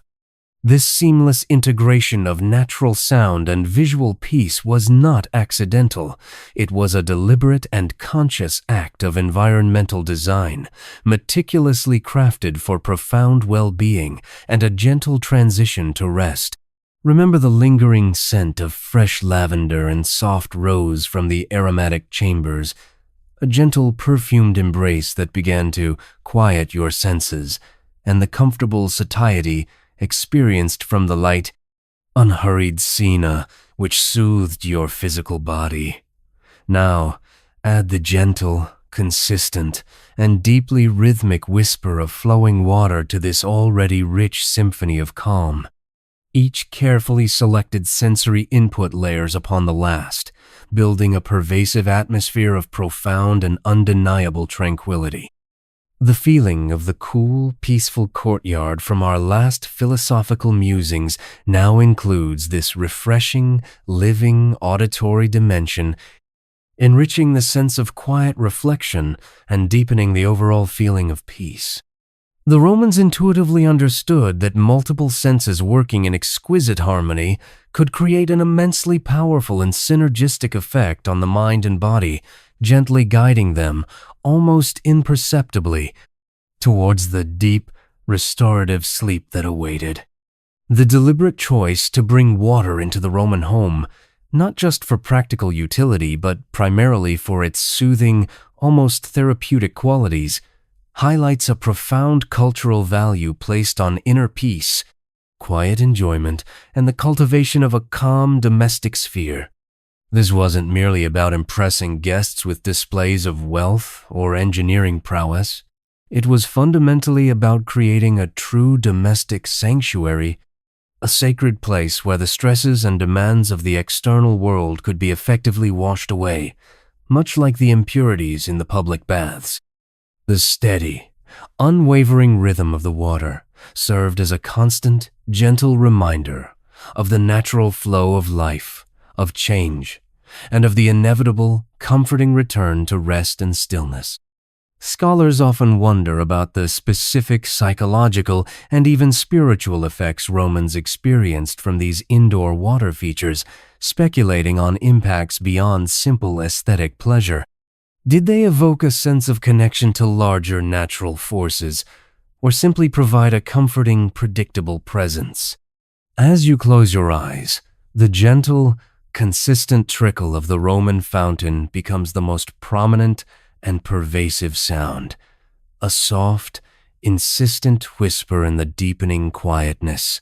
It's a sound that doesn't demand your attention or stimulate your mind, but rather invites a peaceful surrender, a letting go of all active thought. You can almost feel the subtle coolness it imparts to the surrounding air, a delicate freshness that exquisitely complements the gentle warmth of the room. This consistent, natural rhythm allows your thoughts to gently drift, to become less urgent, more languid, like boats floating idly on a calm lake.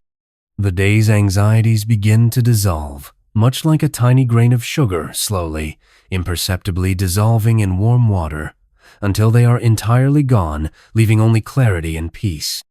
This quiet, yet profoundly powerful, element of Roman domestic design for well-being continues to resonate deeply today, centuries later.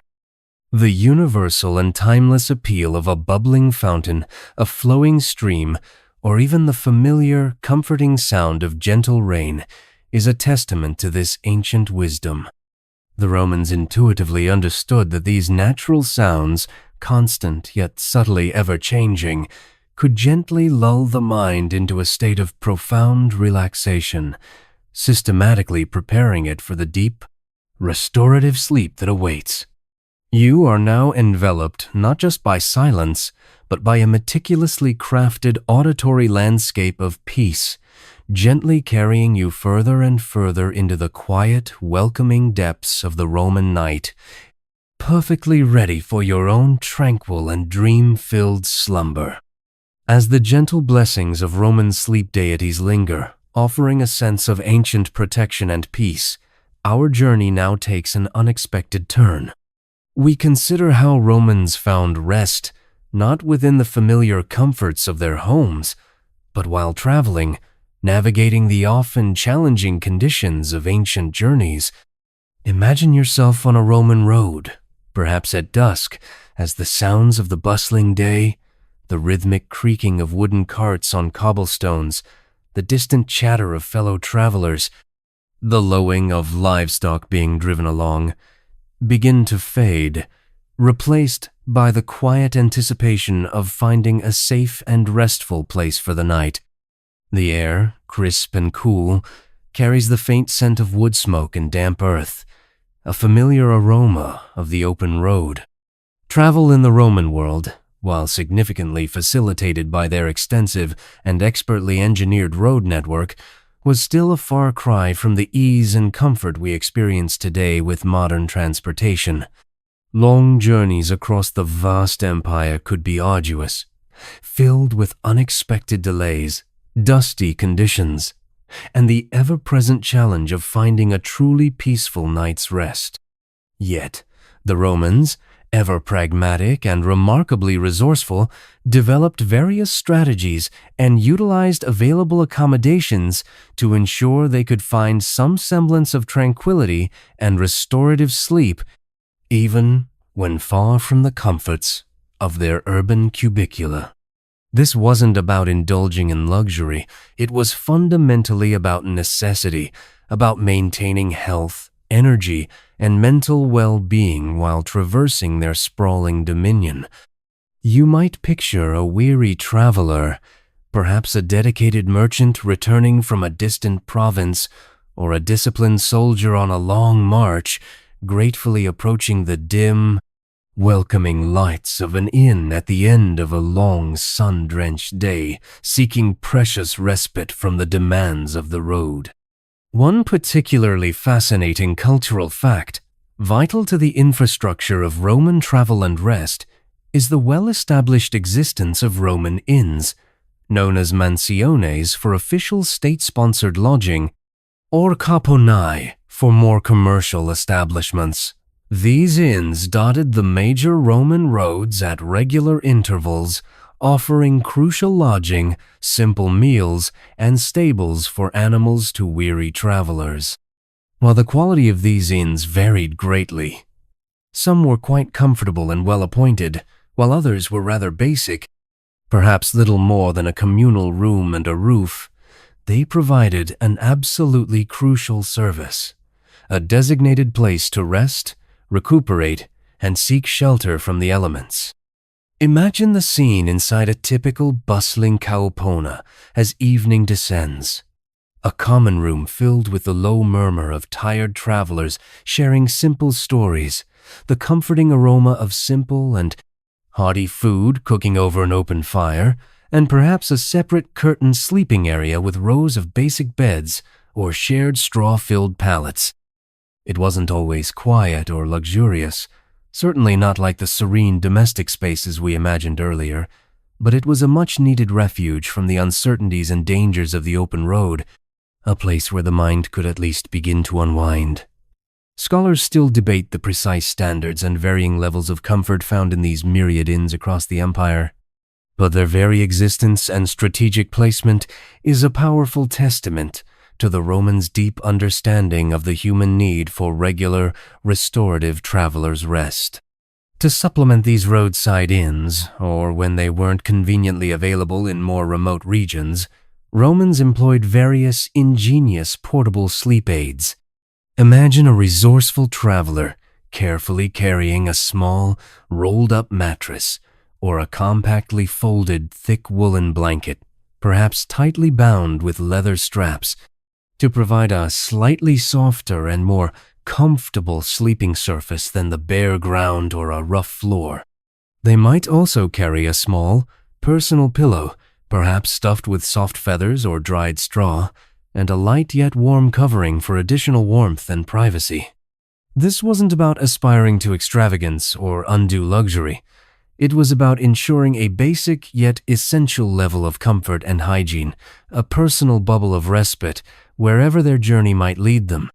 It's a charming, almost whimsical tidbit to consider how these ancient travelers, long before the advent of modern camping gear, essentially carried their own compact sleep kits, anticipating and preparing for the fundamental need for rest even in the most unfamiliar of surroundings.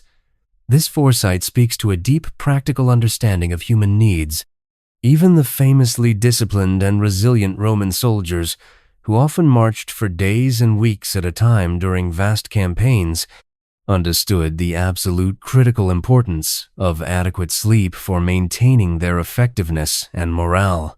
Imagine a Roman legion setting up camp for the night, a process honed through centuries of military precision.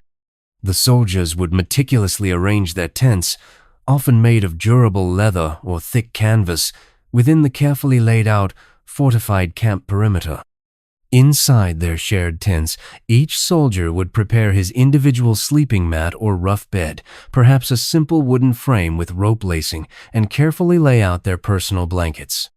They would certainly have carried their own individual blankets, and perhaps a small, hard-wearing pillow, prioritizing rest even in the midst of demanding military operations. The ability to sleep well, even under challenging, noisy, and potentially dangerous conditions, was not just about personal comfort, but was absolutely crucial for maintaining their physical stamina, mental alertness, and overall fighting effectiveness. Scholars still meticulously study the complex logistics and remarkable efficiency of Roman military camps, marveling not only at their tactical brilliance, but also at the consistent attention given to the soldiers' fundamental needs, including adequate rest and recuperation. As you imagine yourself on a Roman road, perhaps nearing a bustling mansio with its promise of warmth and food, or preparing to set up a modest camp under a vast, unblemished starry sky, you can almost hear the distinct sounds of the ancient world winding down around you. The distant chatter of voices from other travelers or campmates, the comforting crackling of a communal fire, the soft rustle of wind through the ancient olive trees or distant pines. These sounds, while different from the profound quiet of a Roman home, still carry a universal sense of evening peace. The anticipation of rest, the deeply satisfying feeling of finding a safe haven after a long, wearying journey, is a universal human experience that transcends the boundaries of time and culture. Remember the gentle comfort of the Roman bed, with its thick wool mattresses and soft linen, and the soothing power of Roman herbal remedies. Even on the road, far from their domestic comforts, Romans sought to recreate those elements of peace as best they could. A simple, carefully unrolled mattress or a thoughtfully placed blanket might evoke the familiar feeling of a soft, comforting bed from home. The discreet presence of a small, carried sachet of lavender or dried chamomile might offer a subtle, comforting hint of the aromatic dreams they sought in their sleeping chambers. Even a seemingly simple act, like carefully arranging one's bedding, could become a small personal ritual of comfort, a portable and adaptable version of the bedtime routines and quiet customs we explored earlier. The Roman ability to find rest and create conditions for sleep on the road, despite the inherent challenges and discomforts of ancient travel, highlights their remarkable adaptability and their deep, intuitive understanding of the fundamental human need for sleep. It wasn't just about physical survival or reaching a destination. It was profoundly about maintaining mental resilience and emotional well-being, even when far from the security and familiarity of home. The consistent pursuit of peaceful rest, even in the midst of arduous travel, underscores the immense importance they placed on sleep as a vital component of a balanced life, regardless of circumstance. As you imagine yourself finally settling down for the night, perhaps in a simple, functional bed in a Roman inn, the sounds of fellow travelers receding into a gentle hum, or wrapped snugly in a blanket under a vast, indifferent starry sky, you feel a profound sense of gratitude for the immediate respite. The weariness of the journey, which had clung to you throughout the day, begins to mercifully fade, replaced by a quiet, welcome anticipation of deep sleep. The sounds of the Roman night, whether the muted murmur of distant conversations or the gentle rhythmic rustling of the wilderness outside, become a soothing, natural lullaby, steadily guiding you into a well-deserved, restorative rest. The ancient world, even in its less comfortable and more demanding corners, offers a timeless and universal lesson. The inherent human need for peace and rest is a fundamental constant, universally sought, deeply cherished, and ingeniously achieved even on the longest and most challenging of journeys.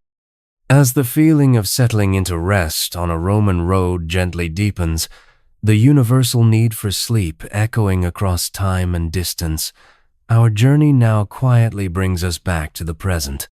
We transition from the ancient world's wisdom to its subtle echoes in our modern lives, connecting Roman sleep practices to contemporary calming rituals. Imagine you are gently returning to your own quiet space, the soft glow of your dim lights, perhaps the gentle hum of your fan, feeling a quiet continuity between then and now, a timeless thread of human yearning for peace that stretches across millennia and cultures. It's truly fascinating to consider how many of the Roman approaches to rest, though originating centuries ago in a vastly different world, find profound and enduring resonance in our contemporary understanding of sleep hygiene and overall wellness. While our technologies and the very fabric of our environments have drastically changed, the fundamental human body and mind still respond to the very same calming cues and gentle signals that brought peace and restorative slumber to an ancient Roman citizen. This isn't about perfectly replicating their precise daily lives or archaic rituals, but rather about recognizing the enduring, timeless wisdom embedded within their simple, intentional practices. You might, in this gentle reflection, begin to notice little habits you already consciously or unknowingly have that mirror these ancient customs, or perhaps you'll find new inspiration in their surprisingly relevant and timeless methods for achieving repose. One particularly interesting cultural fact that bridges the ancient and modern worlds is the widespread modern resurgence of interest in herbal remedies specifically tailored for sleep and general relaxation.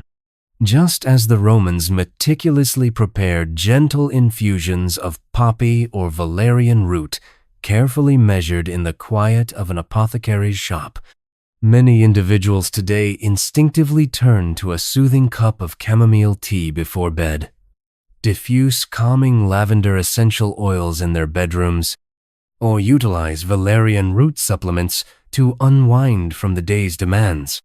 The fundamental belief in nature's gentle, yet powerful, ability to soothe anxious minds and encourage deep, restorative slumber remains a consistent, unbroken thread woven throughout the tapestry of human history. Imagine yourself tonight brewing a warm, comforting cup of your favorite herbal tea, the steam rising gently, carrying a familiar, comforting aroma that promises warmth and peace, much like the gentle, aromatic infusions that warmed Roman homes on quiet evenings. This remarkable continuity of natural remedies speaks volumes about their enduring efficacy and our unchanging biological and psychological responses to these calming gifts from the plant world. This enduring reliance on pure, natural elements for comfort and sleep is a delightful, almost whimsical tidbit that connects us directly to our ancient counterparts, fostering a sense of shared humanity across the ages. It highlights how, despite the vast technological leaps and societal transformations we've undergone, some of the most fundamental human needs and the most effective solutions for addressing them remain deeply rooted in the simple, abundant gifts of the earth. The profound idea that a humble plant carefully cultivated in an ancient Roman garden, might still offer the very same soothing, sleep-inducing properties to someone seeking rest in a bustling city today, is a deeply comforting thought, effortlessly bridging millennia with a single gentle bloom or a soothing scent.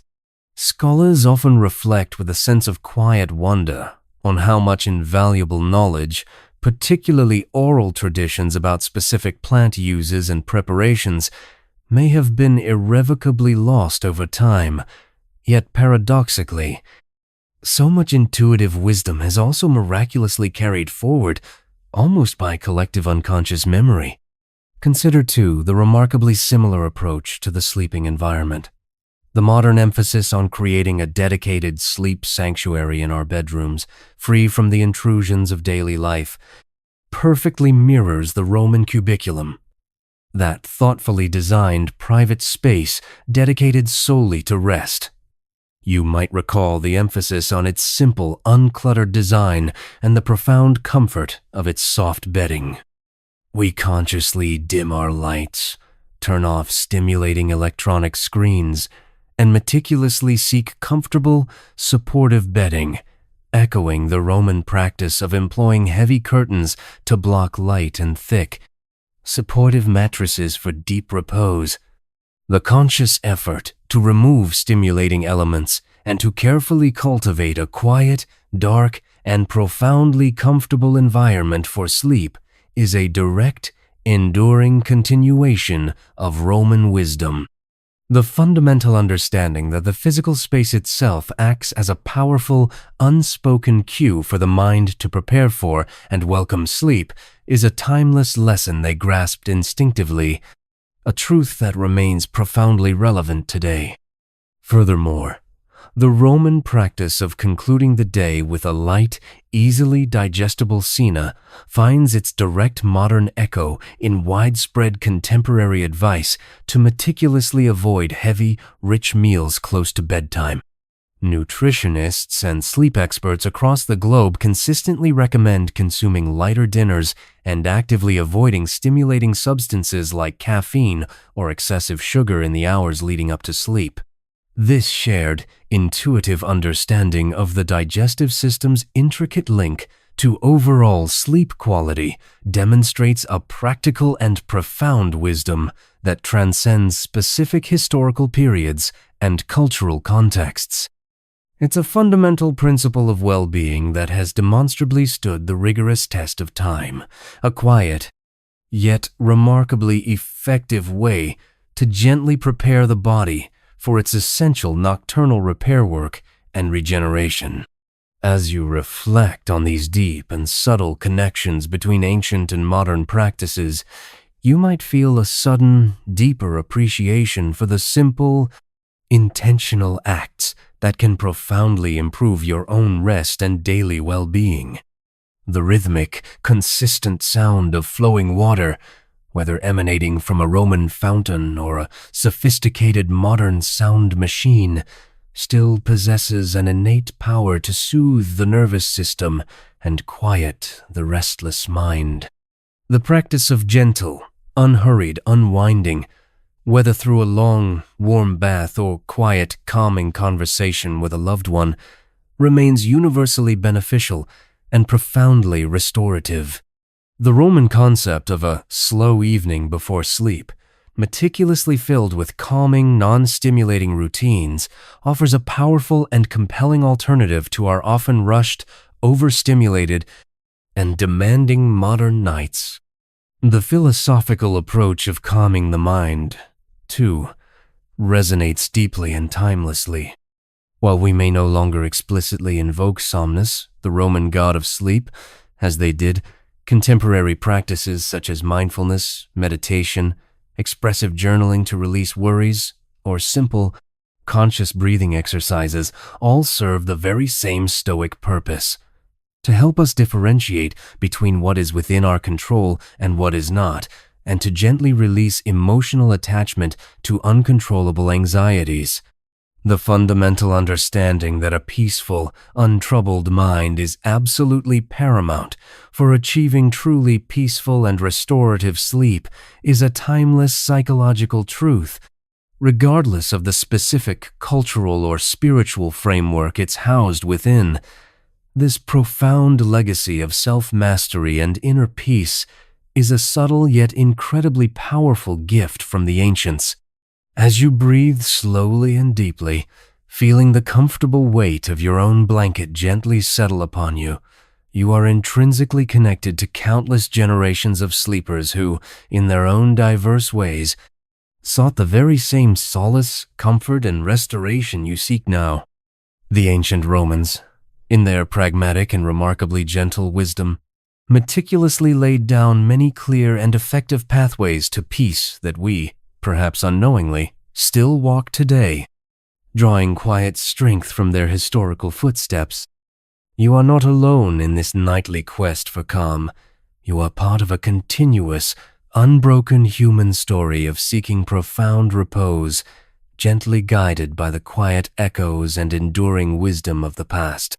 The lingering scents, the soothing sounds, the intentionally crafted environment, all these ancient whispers now merge seamlessly with your present moment, drawing you deeper and deeper into a tranquil, receptive state of being. With the gentle echoes of Roman wisdom now softly mingling with our modern routines, reinforcing the timeless human need for peace, our journey continues to explore another profound aspect: the comfort inherent in simple rhythms.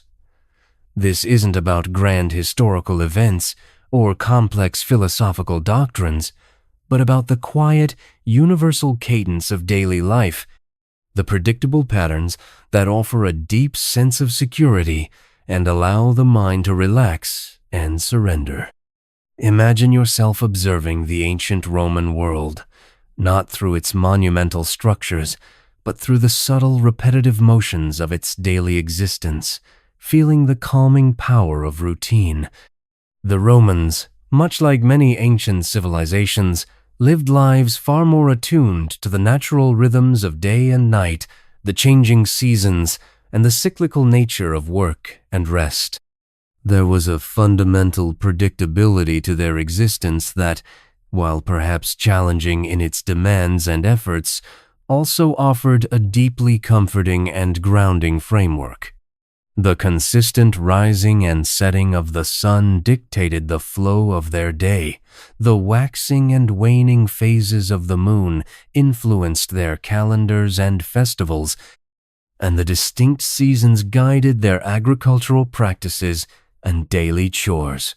This deep, organic alignment with natural cycles fostered a profound sense of belonging, an intuitive understanding that everything, including sleep and wakefulness, had its appointed time and purpose.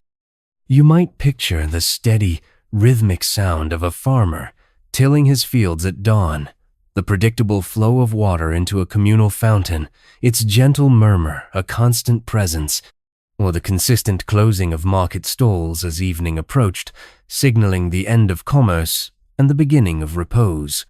These were not arbitrary acts, but integral parts of a larger, comforting, and deeply cyclical dance of existence. One particularly fascinating cultural fact is the Roman adherence to structured daily routines, even for seemingly mundane activities. Their days were often divided into clear, delineated segments: morning work and public duties, a lighter midday meal, afternoon leisure and social activities, often including the soothing rituals of the public baths.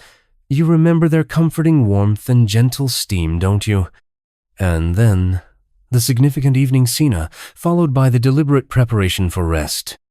This structured routine, though demanding in its own way, also provided a mental scaffolding, reducing decision fatigue and the anxiety of the unknown. Imagine a Roman knowing with quiet certainty precisely what the day would bring, and what each hour or segment demanded.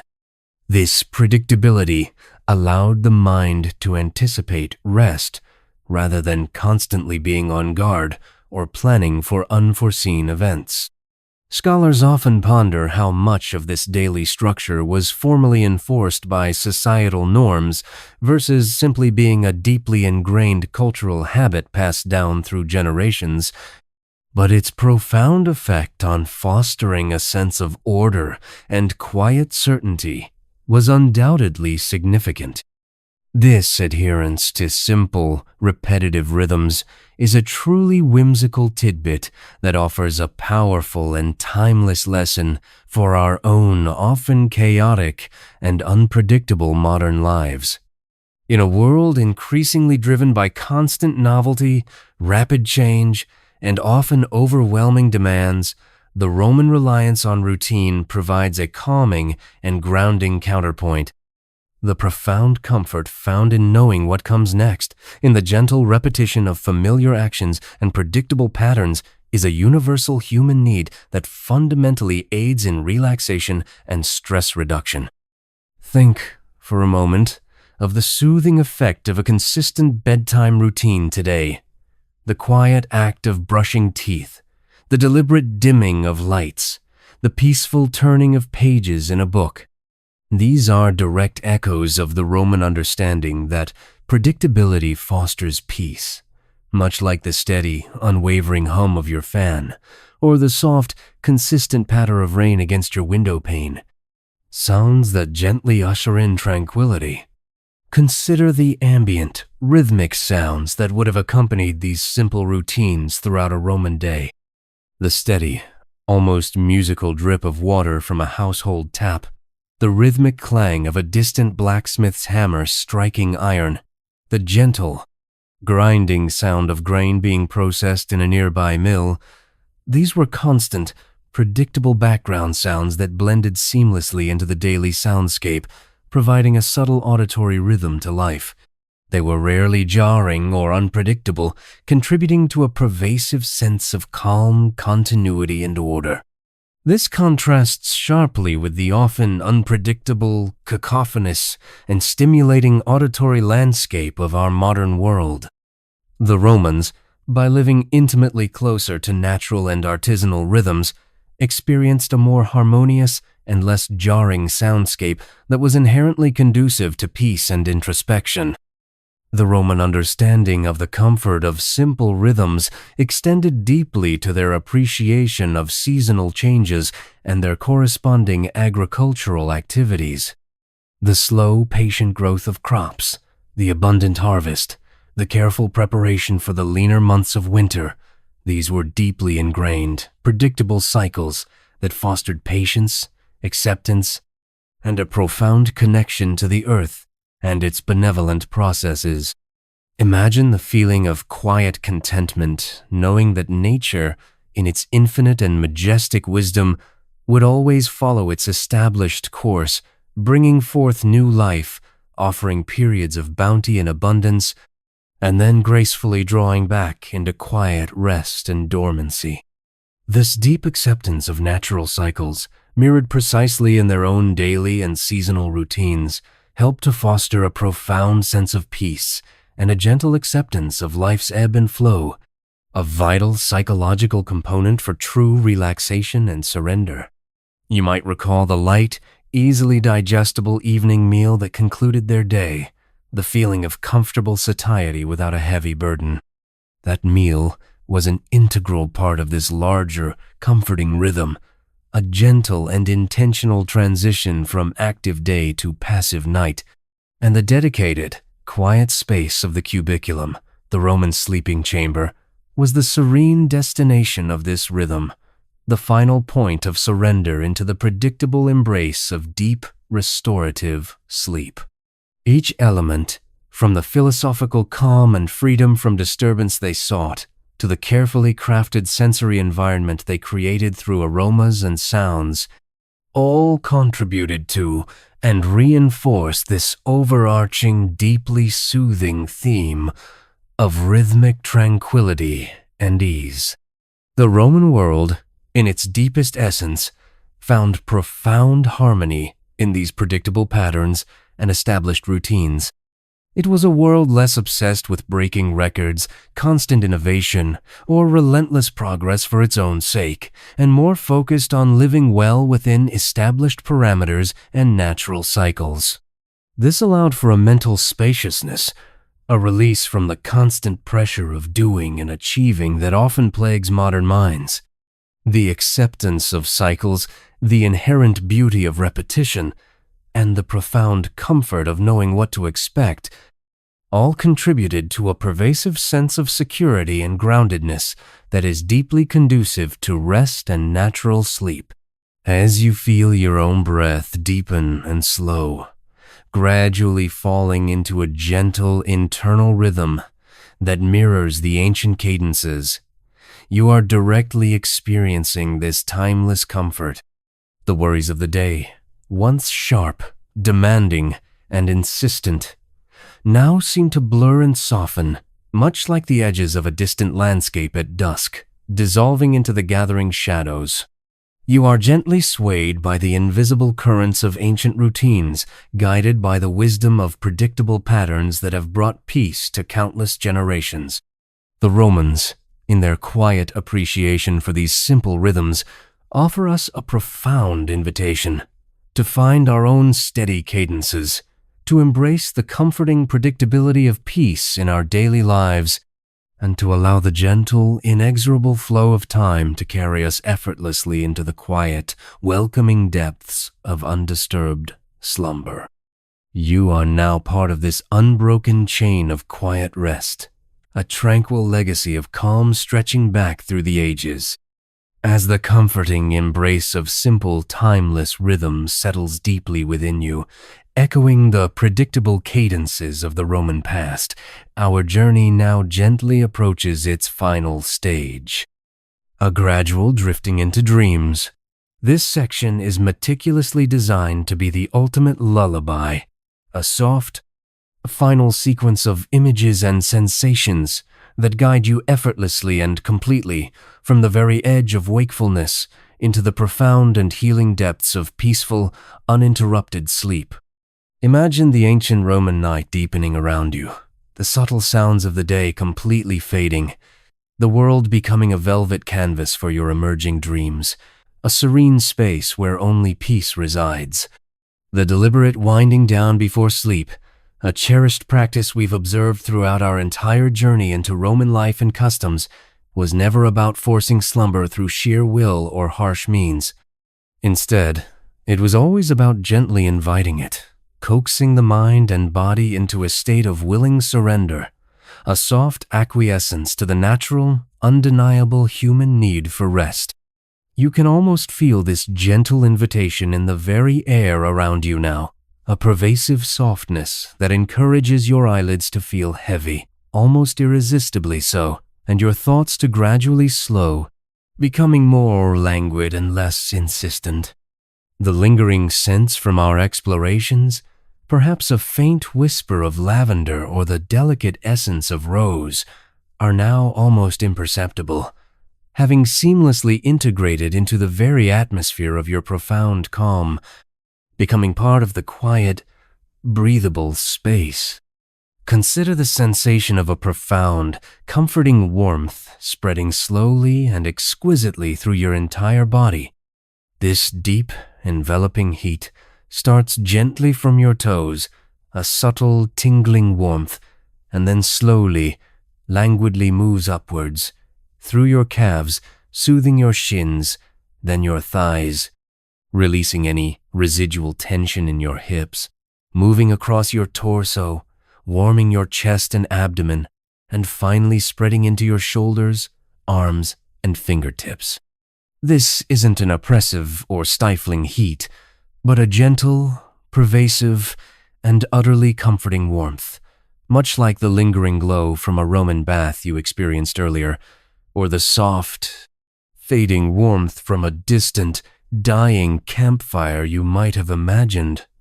It's a profound warmth that unequivocally signals safety, deep relaxation, and release, meticulously melting away any last vestiges of tension or discomfort. Your muscles feel incredibly soft, pliable, and wonderfully heavy, sinking effortlessly and completely into the surface beneath you, as if cradled by the earth itself. The sounds around you begin to soften further, becoming almost indistinct, like distant murmurs heard through a thick, comforting fog that gently muffles all sharpness. The gentle hum of your fan, if you have it on, transforms into a soft, consistent drone that acts as a perfect auditory blanket, gently muffling any sharper external noises that might otherwise intrude. If there is rain outside, its rhythmic patter becomes a soft, consistent whisper against the window, a timeless lullaby from nature itself, composed just for you. These sounds are no longer perceived individually as distinct noises, but instead merge into a seamless, soothing tapestry of quiet ambiance, a rich soundscape designed purely and utterly for profound, undisturbed rest. The world outside is gracefully receding, becoming less important, less demanding, its edges blurring into peaceful oblivion. A charming and whimsical tidbit to consider here, as you drift further, is the Roman belief in the quietude of sleep, often personified by Somnus, the gentle god of sleep, who was said to travel silently on soft, dark, velvety wings, spreading peace and serenity wherever he alighted. Imagine his gentle presence, a quiet, benevolent guardian watching over your peaceful transition into dreams. His touch, as light as a feather, soothing away all worries. This imagery isn't meant to stimulate your mind or awaken you, but rather to reassure you completely, offering a comforting and tender narrative for your mind to hold on to as it gently drifts away from wakefulness. It's a beautiful, tender thought, that even the gods themselves were intimately involved in ensuring a deeply peaceful and restorative night for weary mortals. As your thoughts become more fragmented, more ethereal, beginning to dissolve into abstract imagery, you might notice your breathing deepening significantly, becoming slower, more profound, and incredibly even. Each inhale feels like a soft, calm wave of peace washing over every part of you, filling you with stillness, and each exhale feels like a complete and effortless release of any remaining tension, any lingering thought, any last whisper of the day's concerns. Your body is completely still, wonderfully heavy, and profoundly warm, a perfect, receptive vessel for drifting into deep unconsciousness. The conscious effort to stay awake, or to hold on to any thought, begins to completely dissipate, replaced by a welcoming and irresistible tiredness that pulls you gently downwards, like a soft, unwavering current guiding you home. Remember the simple rhythms we discussed, the predictable cycles of day and night, of purposeful work and essential rest? You are now fully embracing the rest part of that ancient, comforting rhythm, surrendering completely to its inevitable, soothing embrace. The peacefulness of the Roman domestic spaces, with their muted lights and uncluttered comfort, now profoundly mirrors the uncluttered, peaceful state of your own mind, beautifully free from the day's demands and complexities. There is truly nothing left to do, nowhere left to be, except here, now, perfectly poised on the very threshold of deep, restorative sleep, suspended in serene stillness. The essence of this ancient Roman wisdom, meticulously woven throughout every step of our journey, is the profound understanding that sleep is not a battle to be won through struggle or force, but a natural, intrinsic state to be welcomed, invited, and embraced. By diligently creating an environment of calm, by thoughtfully employing gentle, natural remedies, by actively cultivating a peaceful and undisturbed mind, and by embracing the inherent, comforting rhythms of life and nature, they masterfully set the stage for profound, healing rest. You are now the direct inheritor of this quiet, timeless legacy, benefiting from centuries of accumulated wisdom about the subtle, beautiful art of peaceful slumber. As your eyelids grow heavier, feeling wonderfully weighted, and your mind feels beautifully hazy, dissolving into a soft, internal cloud, you might imagine a single, soft oil lamp glowing faintly in the distance, its light warm and gentle, slowly, imperceptibly fading, its flame dancing almost dreamily, preparing to extinguish itself completely. Or perhaps you visualize a vast, silent Roman night sky stretching endlessly above you, dotted with countless shimmering stars, each one a tiny, distant pinprick of light, slowly, gracefully dissolving into the deep, velvety blackness. The subtle, sweet scent of jasmine, or the quiet, consistent murmur of a distant fountain, or the gentle, rhythmic sound of soft rain falling on a rooftop, now becomes a soft, comforting background, a final, tender whisper of peace just before the silence of true sleep descends. You are completely safe, utterly secure, and profoundly at ease. All your worries are effortlessly dissipating like mist before the gentle warmth of the morning sun. You are simply drifting, weightlessly, effortlessly, into the profound stillness and deep, healing depths of sleep. As you drift gently, carried by the subtle currents of peace and the calming echoes of ancient wisdom, our journey now nears its very end. This section is designed to be a final, soft descent, guiding you further into the quiet depths of sleep, leaving you with images of profound comfort and unwavering tranquility. The gentle lull from the previous moments, the spreading warmth, the fading sounds, the soft, pervasive peace note deepens, enveloping you completely as you surrender to the night. Imagine yourself in a state of utter stillness, a profound quietude that settles not just around you, but deep within you. Your body feels wonderfully heavy and perfectly aligned with the surface it rests upon, sinking just enough to be fully supported, fully cradled. There is no longer any need to adjust or shift. Every muscle has released its hold. Every nerve has quieted. This stillness is not empty, but fulfilled with a deep, pervasive sense of calm, a peace that resonates with the ancient Roman understanding of complete rest. You are suspended in comfort, gently held by the quiet of the world. The visual images that might float through your mind are soft, muted, and fleeting, like wisps of cloud drifting across a moonlit sky. Perhaps you see the slow, gentle curl of incense smoke rising from a Roman censer, twisting and dissipating into the tranquil air, carrying away any lingering thoughts. Or the soft, continuous glow of a faraway oil lamp, its light so faint it merely hints at illumination rather than providing it, a warm dot in the vast darkness. These are not sharp, defined pictures, but hazy impressions, easily embraced and just as easily allowed to fade. A whimsical tidbit that might accompany this final drift is the Roman belief in the genius loci, the protective spirit of a place. Imagine a benevolent, unseen presence settling gently around your own quiet space, a timeless guardian ensuring your peaceful slumber. This isn't a stimulating thought, but a comforting one, a subtle reassurance that your immediate surroundings are imbued with an ancient, protective energy, allowing you to feel utterly safe and secure.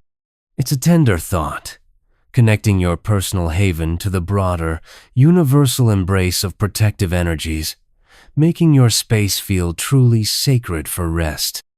The sounds, by now, have transformed into an almost imperceptible hum, a consistent, gentle resonance that only deepens the silence.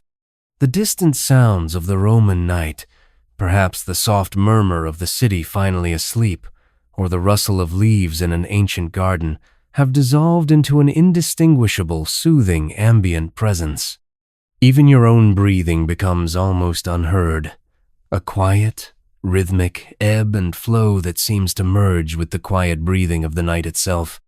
This profound auditory peace allows your mind to release its last vestiges of alertness, surrendering fully to the silent invitation of sleep. Remember the Romans' philosophical approach to letting go, the stoic release of what cannot be controlled? You are now experiencing that ultimate release, a profound surrender not just of thoughts, but of consciousness itself. The busy analytical mind, which has processed the day's demands, has now gently stepped aside, allowing a deeper, more primal part of your being to take over, guiding you into the subconscious realm. There is no effort, no struggle, just a natural, inevitable descent. The textures you might feel now are the softest imaginable, the gentle weight of your blanket, conforming perfectly to your form, the smooth, cool pillow beneath your head, offering perfect support. Every sensation is one of comfort, of softness, of being held. This sensory embrace reinforces the message of safety and warmth, a perfect cocoon for the journey into dreams. This feeling of being perfectly supported and comfortable is a direct echo of the careful choices the Romans made for their own rest, from the deep mattresses to the soft linens. As your mind prepares for its deepest slumber, the images you recall become softer, more dreamlike. Perhaps a vision of a single, delicate poppy swaying in a gentle breeze, its petals slowly closing for the night, symbolizing the closing of your own conscious mind. Or the quiet, steady trickle of a fountain in a sun-drenched Roman courtyard, the water now reflecting only the deepest shadows of the night, its purpose fulfilled, its sound a distant, fading whisper. These are not memories to hold on to, but gentle vignettes that fade into the background as consciousness dissolves.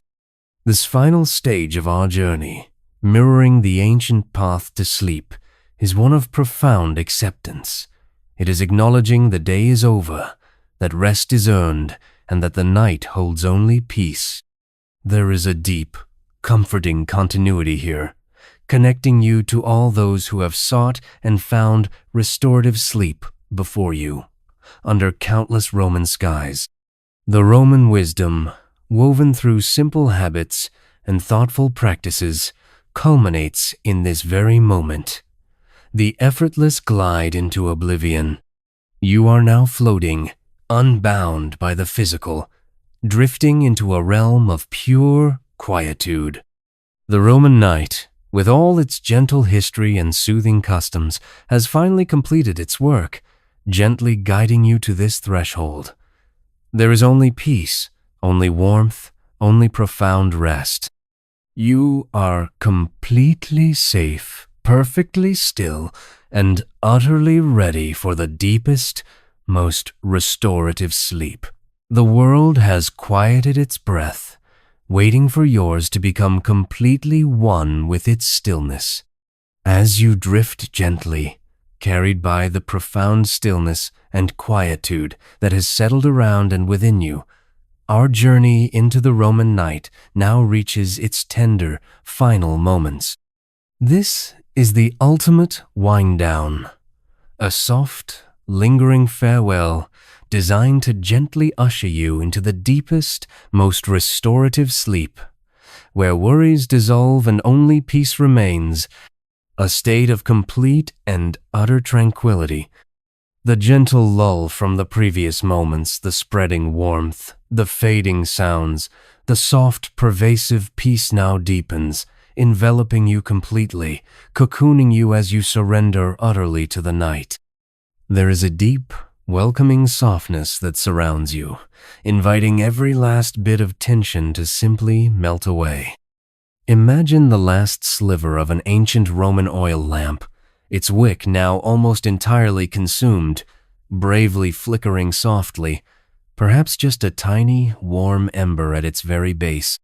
Its light, once a guiding presence illuminating the room, now gently dims, becoming softer and softer, radiating less and less, until it is but a faint, pulsing warmth, barely visible in the vast, enveloping darkness. This graceful, natural fading of light is a gentle and profound metaphor for the dimming of your own conscious thoughts, each one softening, blurring at its edges, and eventually dissolving completely into the peaceful void of sleep. There is no abruptness, no sudden jolt, only a gradual, incredibly comforting transition, like the slow, graceful descent of a single, soft feather onto a velvet cushion, settling without a sound. The air around you feels incredibly soft, almost ethereal in its stillness, imbued with the lingering, subtle essence of ancient calm that has been cultivated throughout our shared journey.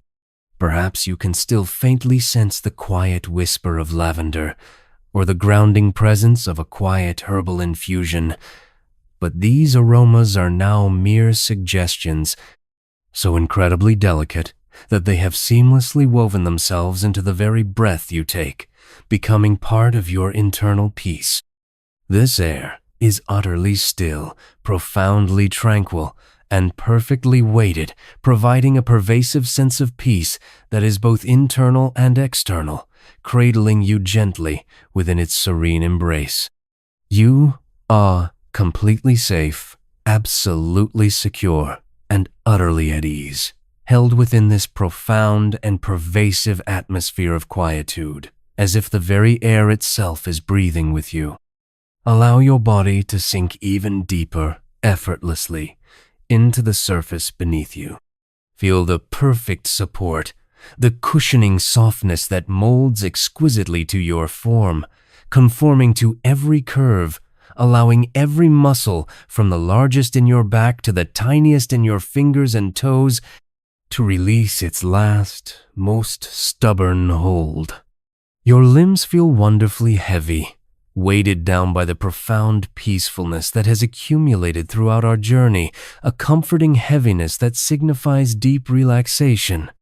There is no longer any desire to move, no restless energy, no twitching, only a profound and unwavering stillness that invites the deepest, most restorative rest. This physical surrender is complete, a final, quiet act of trust in the coming slumber, a complete letting go. The sounds, by now, have become an almost imperceptible background hum, a consistent, gentle resonance that only deepens the profound silence around you, making it feel richer, more complete. The gentle hum of your fan, if present, now blends so perfectly with the quiet of the night that it becomes one with the silence, an unwavering, constant lullaby that has always been there. If soft rain falls steadily outside, its rhythmic patter against the window pane is now a distant, soothing whisper, fading into the peaceful oblivion of your mind, a timeless, natural sound that washes away all thought. The world outside has truly quieted its breath, patiently waiting for yours to become completely one with its stillness, a synchronized symphony of repose, of rest, of utter tranquility. Reflect for a fleeting moment on the remarkable journey you have taken tonight, tracing the gentle and intentional practices of ancient Romans. From the unhurried scena and the soothing warmth of their communal baths, to the quiet, meticulous work of the apothecaries preparing their gentle remedies, and the philosophical pursuit of profound inner peace, every step has been a deliberate invitation to tranquility and repose. You carry the essence of that ancient wisdom within you now, a timeless blueprint for rest that transcends epochs, cultures, and the vast expanse of time. The deep, comforting continuity of this universal human need for calm, from the bustling heart of ancient Rome to your very own peaceful space tonight, is a powerful and profoundly comforting truth, a testament to shared humanity. Imagine, one last time, a comforting, peaceful scene, a final image to cradle you into sleep. Perhaps it is a single, glowing lantern, left by a gentle, thoughtful hand, standing silent and unwavering under a vast, star-dusted Roman night sky, its soft, warm light radiating a small, comforting circle of illumination in the cool, profound darkness, promising safety. Or envision the soft, rhythmic sound of gentle rain falling steadily and silently against a window pane, a constant, soothing whisper that softly washes away all lingering thought, leaving only pure, unadulterated peace in its wake. Or simply, feel the quiet warmth and plush comfort of your own cozy bed, its soft blankets rising and falling imperceptibly with your gentle breath, holding you securely within its familiar, cherished embrace, an island of serenity in the vast, welcoming ocean of night. Your mind is now wonderfully clear, your body is profoundly relaxed, and your spirit is utterly at peace. You are simply drifting, effortlessly, weightlessly, into the profound stillness and the deep, healing depths of sleep. Let the final echoes of the ancient night carry you. End of story. Good night.